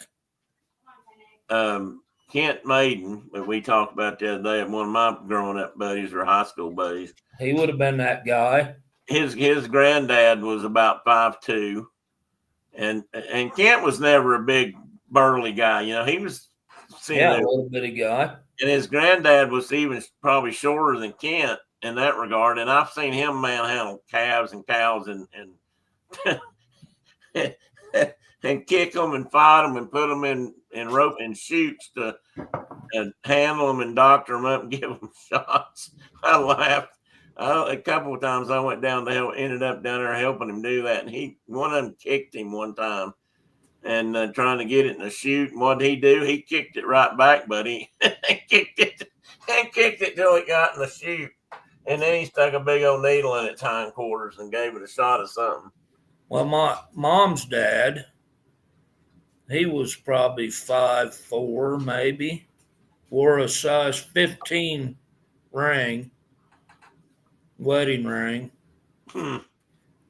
And when he was in his 80s, he could there were beams underneath the loft of the barn, and he could jump up and grab those beams with hands like this flat and hold himself up there when he was 80 plus years old. That is not an easy thing. And that's just that kind of strength. Humans don't have that much anymore.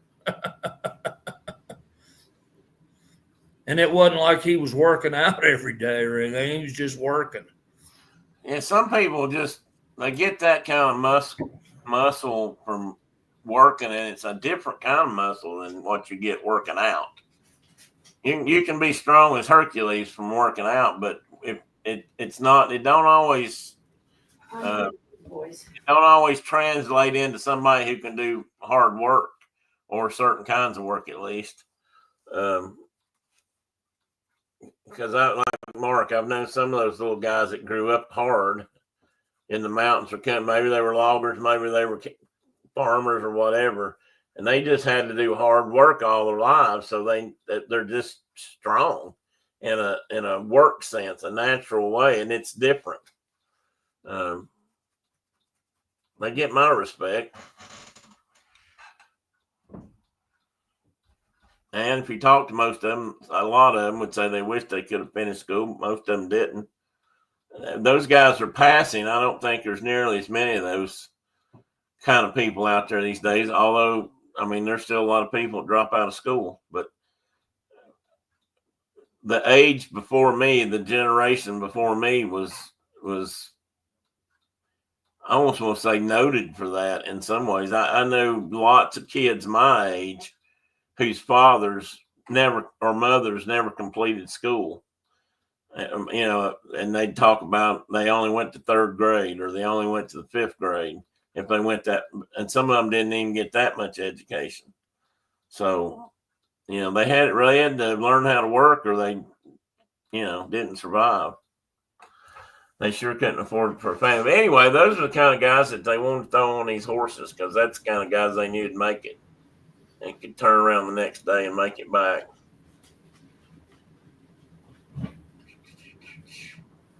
Let me see if I missed anything else. Dave, if you're still in there, what do you guys got going on right now? You got any big adventures planned? Hopefully it's warm wherever you're at. He's in Georgia, so yeah. I'm sitting here shivering right now. What? It's in the 20s. What's wrong? It's damp though. I need to put some wool clothes on. Our humidity's like 80% right now. Holy mackerel! Let me see what it is in here. I've got a humidity. You got a t-shirt on. I'm sitting here with a flipping scarf around my neck. Well, right now, I think it's 73 in here, and it's 44% humidity. So I'm pretty comfortable. I mean, this was rare, right, Tanny? What do you think? You want to come up here and say hi before everybody goes, or say bye? Come here. Come up here. Yeah, Tina, that was common. Lying about your age. I bet he did lie about his age. Come here. And he was a man. He was a full-grown man doing man's work at 16. Yeah. You want to hop up? Come on. Come on up so you can say bye when it's time here in a minute. There you go. There's the Ted. He's been laying here at my feet asleep, but I wish I could turn that pony bear thing off. What Brenda's dad lied about his age. Oh yeah, I know I know lots of them that did and went to the military. Yeah, that was common. Yeah. Oh, buddy.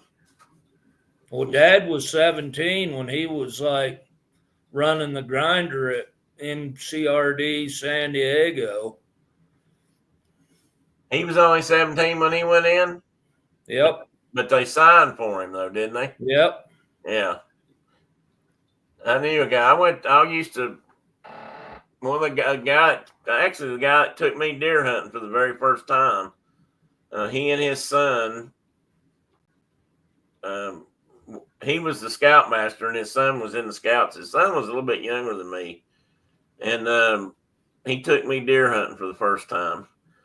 And he went into the military when he was young, and he had to get somebody to lie and sign his. And I can't remember who he told me he got to do that. He said he used to tell me, he said, I was the smallest guy in the outfit. And when they were handing out weapons, they gave him the biggest one. Somehow or another, he ended up with a BAR, which was the biggest and heaviest, That's what they did to those little guys. Yeah, they did. And he was a paratrooper. And they get like, here, you carry this. Oh yeah, Brenda, Dad, he used to talk about he had to get permission from his mother to marry her mother. California, yeah, I forgot about that. He had to get a permission slip from his mom. I gotta get it. You got it. I think it was California, Tina, but I'm not sure about that. But it wouldn't surprise me if it wasn't Tennessee. But you got to remember, Tennessee had that reputation of marrying people off young. So I don't know if that was required or not. Permission might not have had anything to do with it. There was a lot of 13, 14, 15-year-old girls back here got married early. The oldest living, and she's passed away, but the oldest surviving Confederate War soldier, or maybe just Civil War, but I'm pretty sure Confederate War soldier widow, that was still getting his courts, which I'm sure weren't anything.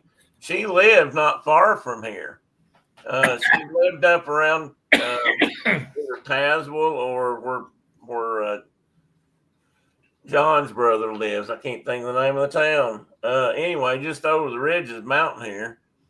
And they did an article about her in might have been Nashville newspaper when we still lived down there. She lived in a little cabin or a little shack up in the mountain on the side of the ridge up there somewhere. And she lived to be 100 and something years old.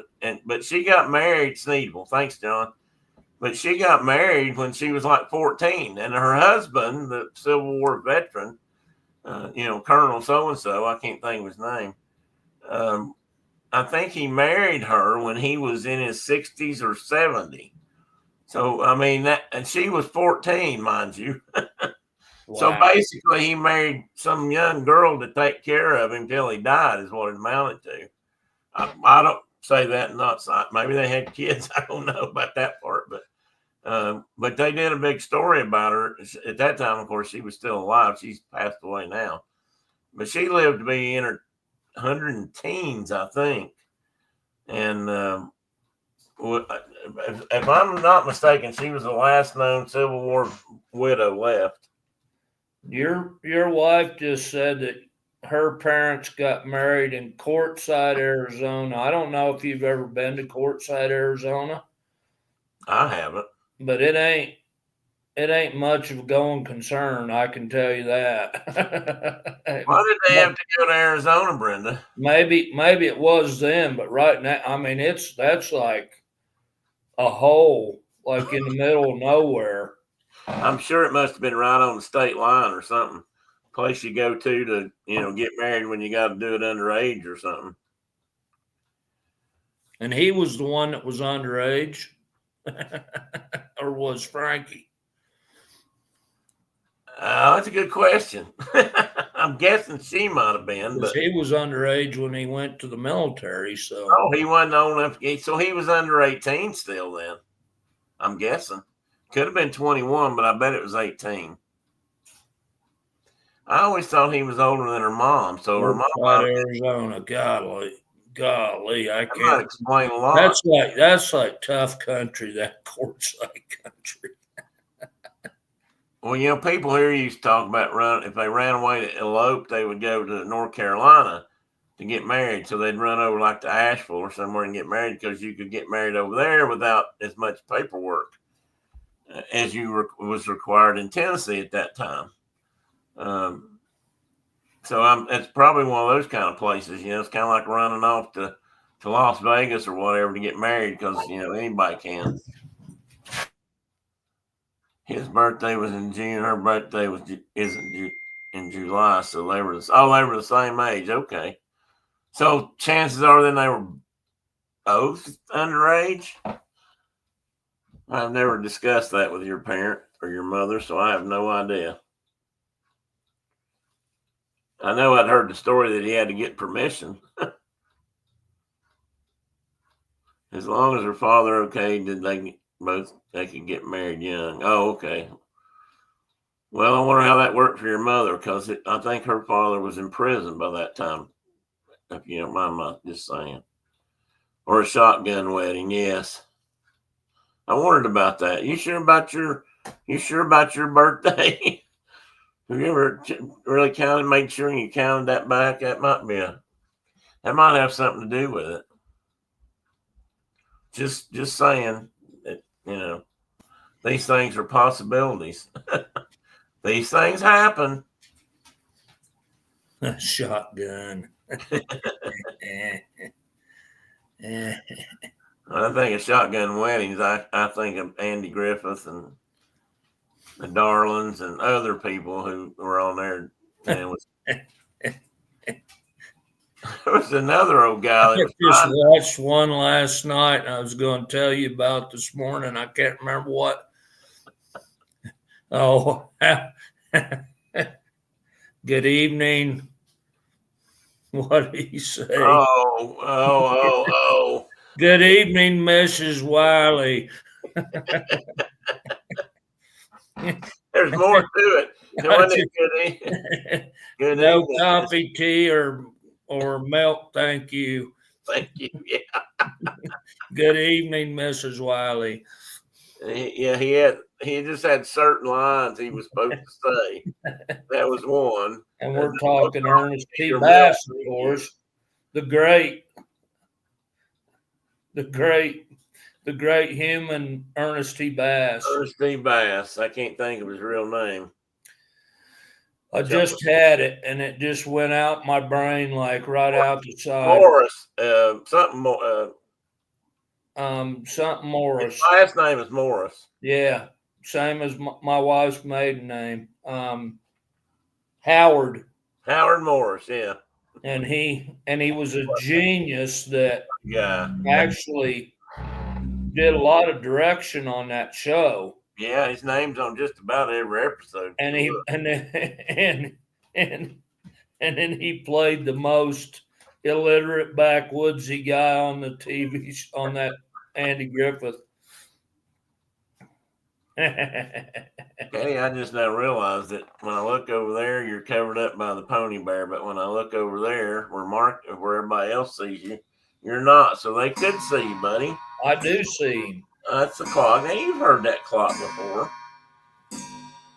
You just hadn't heard it lately, have you? He didn't like it much, though. No, he didn't. Made him get down. He'll come back in a minute. He'll stop banging in a minute. How far off I am? I was a minute past 3 minutes. Dad threw his dog tags out the window. They took off at night. Took his dog tags out the window. And then got married wherever they found the judge. Was he out of the Navy by then? I thought he was still in the... Well, you were born in the Navy hospital. When my mom arrived in Tennessee for the first time, she was in, she was in for a culture shock. That could be a whole book or a story by itself right there. But weren't your people, Brenda, from Oklahoma? Originally, yes. But her mother was. Was she born in California or No, Oklahoma? she was born in Lawton, Oklahoma, and then they moved during the Dust Bowl. And I mean, her Brenda's grandmother. I wish I'd written all this down, but she had stories about that travel. I mean, she said it was just like I bet it was miserable. She said they were constantly having to fix flat tires and stuff to get out there, and they lived in these migrant camps in California for a while, right? Including on the beach out there somewhere, as I recall. I don't know how long that lasted, but until they finally got work, or till somebody did. I used to tell people that Mom and Dad got married in April and I was born in August. My mom said, "Please stop telling people that." Well, it is true. That is true. But there is a year in there in between, so I guess you should add that part maybe. What's that little hammer? Well, it's a little tack hammer I bought to replace one my wife lost. My favorite little tack hammer. And I was just looking at the face on this, and it's not ground very. It looks like a little Sadler's hammer. Well, right? It could be. I got a magnet in here. I wanted it. Most of these I've ever had were magnetic in the end. Right. This one wasn't, so I've got a magnet in there doing it for me. Oh, sweet. See? Yeah, I see it. And it'll actually just picked up something fairly heavy, so that's good. Maybe it's getting stronger. Nice. So anyway, but I'd still like to have mine back. I have one that has this beautiful patina brown handle, and I got it when I started A&P school. It was on my list of things that I needed to get my airplane license. Because back then, I started learning to be an aircraft mechanic right at the tail end of when they used to require you to know how to do woodwork and fabric work on those kind of airplanes. Right. And so I had to have a tack hammer because I was required to build a rib for a wing. We had to lay it out and design and build, not design, but build a wing, build a rib for the wing. And we had to have our tack hammer. So I have a tack hammer somewhere that I've had ever since I went to A&P school that my wife decided she really liked. So she kept it in her sewing room for some reason at the other house, and I've yet to find it. Hint, hint, hint. Oh, good point, Tina. Yeah, that's true, Tina. But it's okay, Brenda. You can keep it, I guess, until I can make coffee again anyway. See, I should be careful because I'm having trouble with that coffee thing right now. So without her, I don't know what I'd be doing. Probably wouldn't know what I was doing, truth be told. Your T-Rex hands, you could push a button, no? If I can get to it. Or you could take the bag of coffee and pour it in an old pot and just boil it. I could do that. Maybe I could just. I've drank way more of that kind of coffee than anything else. Yeah, but you still need to my coffee is beans, so I need to be able to crunch it up. Oh yeah, I don't do the bean thing, so. Well, I could do this hammer that'd be hard. I could get. As long as I can get the Folgers can open. Do what? As long as I can get the Folgers can open or the Black Rifle bag. Well, as long as I can give me 2 rocks or a rifle butt and grind it up and put it in my. If you remember those rifle butts that supposedly, at least, they had a coffee grinder in them, basically. Ever so many rifles within a unit of men, at least in the Union Army, literally had a coffee grinder in the buttstock. And I've seen them. I don't know if ones I saw were original, but they could grind they could grind their own coffee. They got beans, and they had to do it one way or another. And so I always thought that was pretty cool that that one of the, at least one guy in the unit had a coffee grinder. I bet he was busy on the morning. That's all I got to say. Tina, she don't just get my coffee. I want to correct something here. I didn't read that well. She don't just get it. She makes it for me and gets it and brings it to me right now. So, and it's a pretty big deal and something I shall not forget.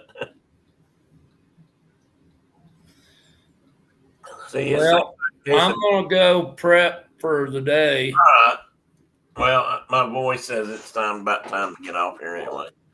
Anyway, thanks, buddy. I appreciate it. I got grandchildren's coming for some meat harvesting, so.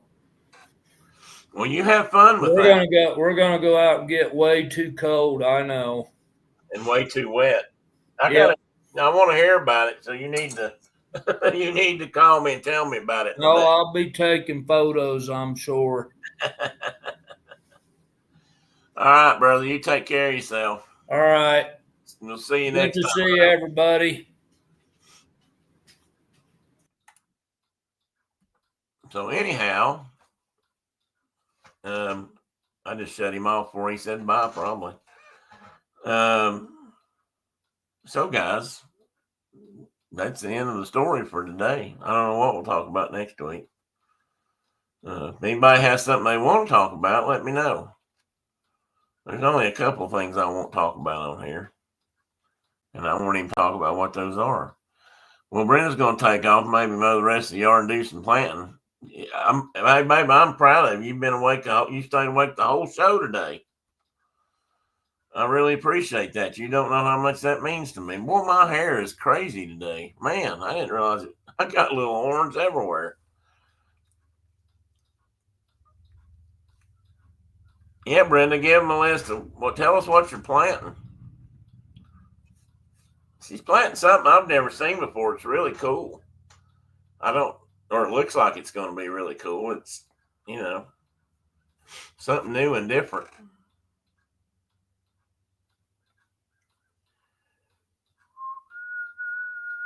So I'll give you a chance to talk, unless you've gone already. Oh, she's gone. I guess she is. All right. I don't know what to tell you she's planting, so I'll have to get her to tell you next time. She'll probably keep track of it. We're wanting to put some trees in the ground. It's not really the right time of year here for that. So I'm hoping by spring we can do that. Our problem is we got to have help to do anything like that right now because I can't do it. She's trying. I'll give her. No, there she is. Many different types of salvia, and she's preparing a garden bed for bees and hummingbirds. Yep. Okay, Tina, I actually saw that, but I hadn't had a chance to look at it. Did you send that last night or yesterday? I apologize if it's been sitting there a week and I didn't know it. I'll look at it and watch it. I did see it. I just hadn't had a chance to, watch it yet, but I'll do that today. Anyway, guys, I appreciate you being here. As you know, it means a lot to me. It means a lot to Brenda because she knows it makes me happy. So that makes her happy. Or at least it keeps her happier than it is if I'm in a bad mood. So I appreciate. Nice to meet everybody. Nice. Thank you for being here. Everybody have a great weekend. If your favorite team is playing football today, then unless they're playing my favorite team, I hope they do well. Carol, I don't know who Michigan's playing today. But maybe they'll do good. Maybe they'll do better or do good today. I sent one last night and one. Okay, I'll look out. Are they on? Are they Facebook or Tina? Are they Instagram or are they YouTube videos? Fratillaria. That's what she's planting. Anybody ever heard of Fratillaria? And I may not be saying it right. Maybe what would those two L's be? A Y? Frantia? I don't know. IG, okay. Will do. Anyway, Giants are at 9. Oh, they play in Germany. I knew that somebody was playing over there this week. Are they doing a game every week over there right now? Seems like I'm hearing about some team over there just a lot lately. Anyway, guys, I'm going to let you go. I'll sit here and chit chat for hours. You know I will. So I'm going to cut myself out. And you guys have a good weekend. Love y'all. Be careful. Be safe out there. If you hadn't been on a riding lawnmower, please don't fall off. And which goes to my wife too. So have everybody be careful. And otherwise, have fun. See you later. Bye-bye, Teddy. You want to say bye? No? Okay.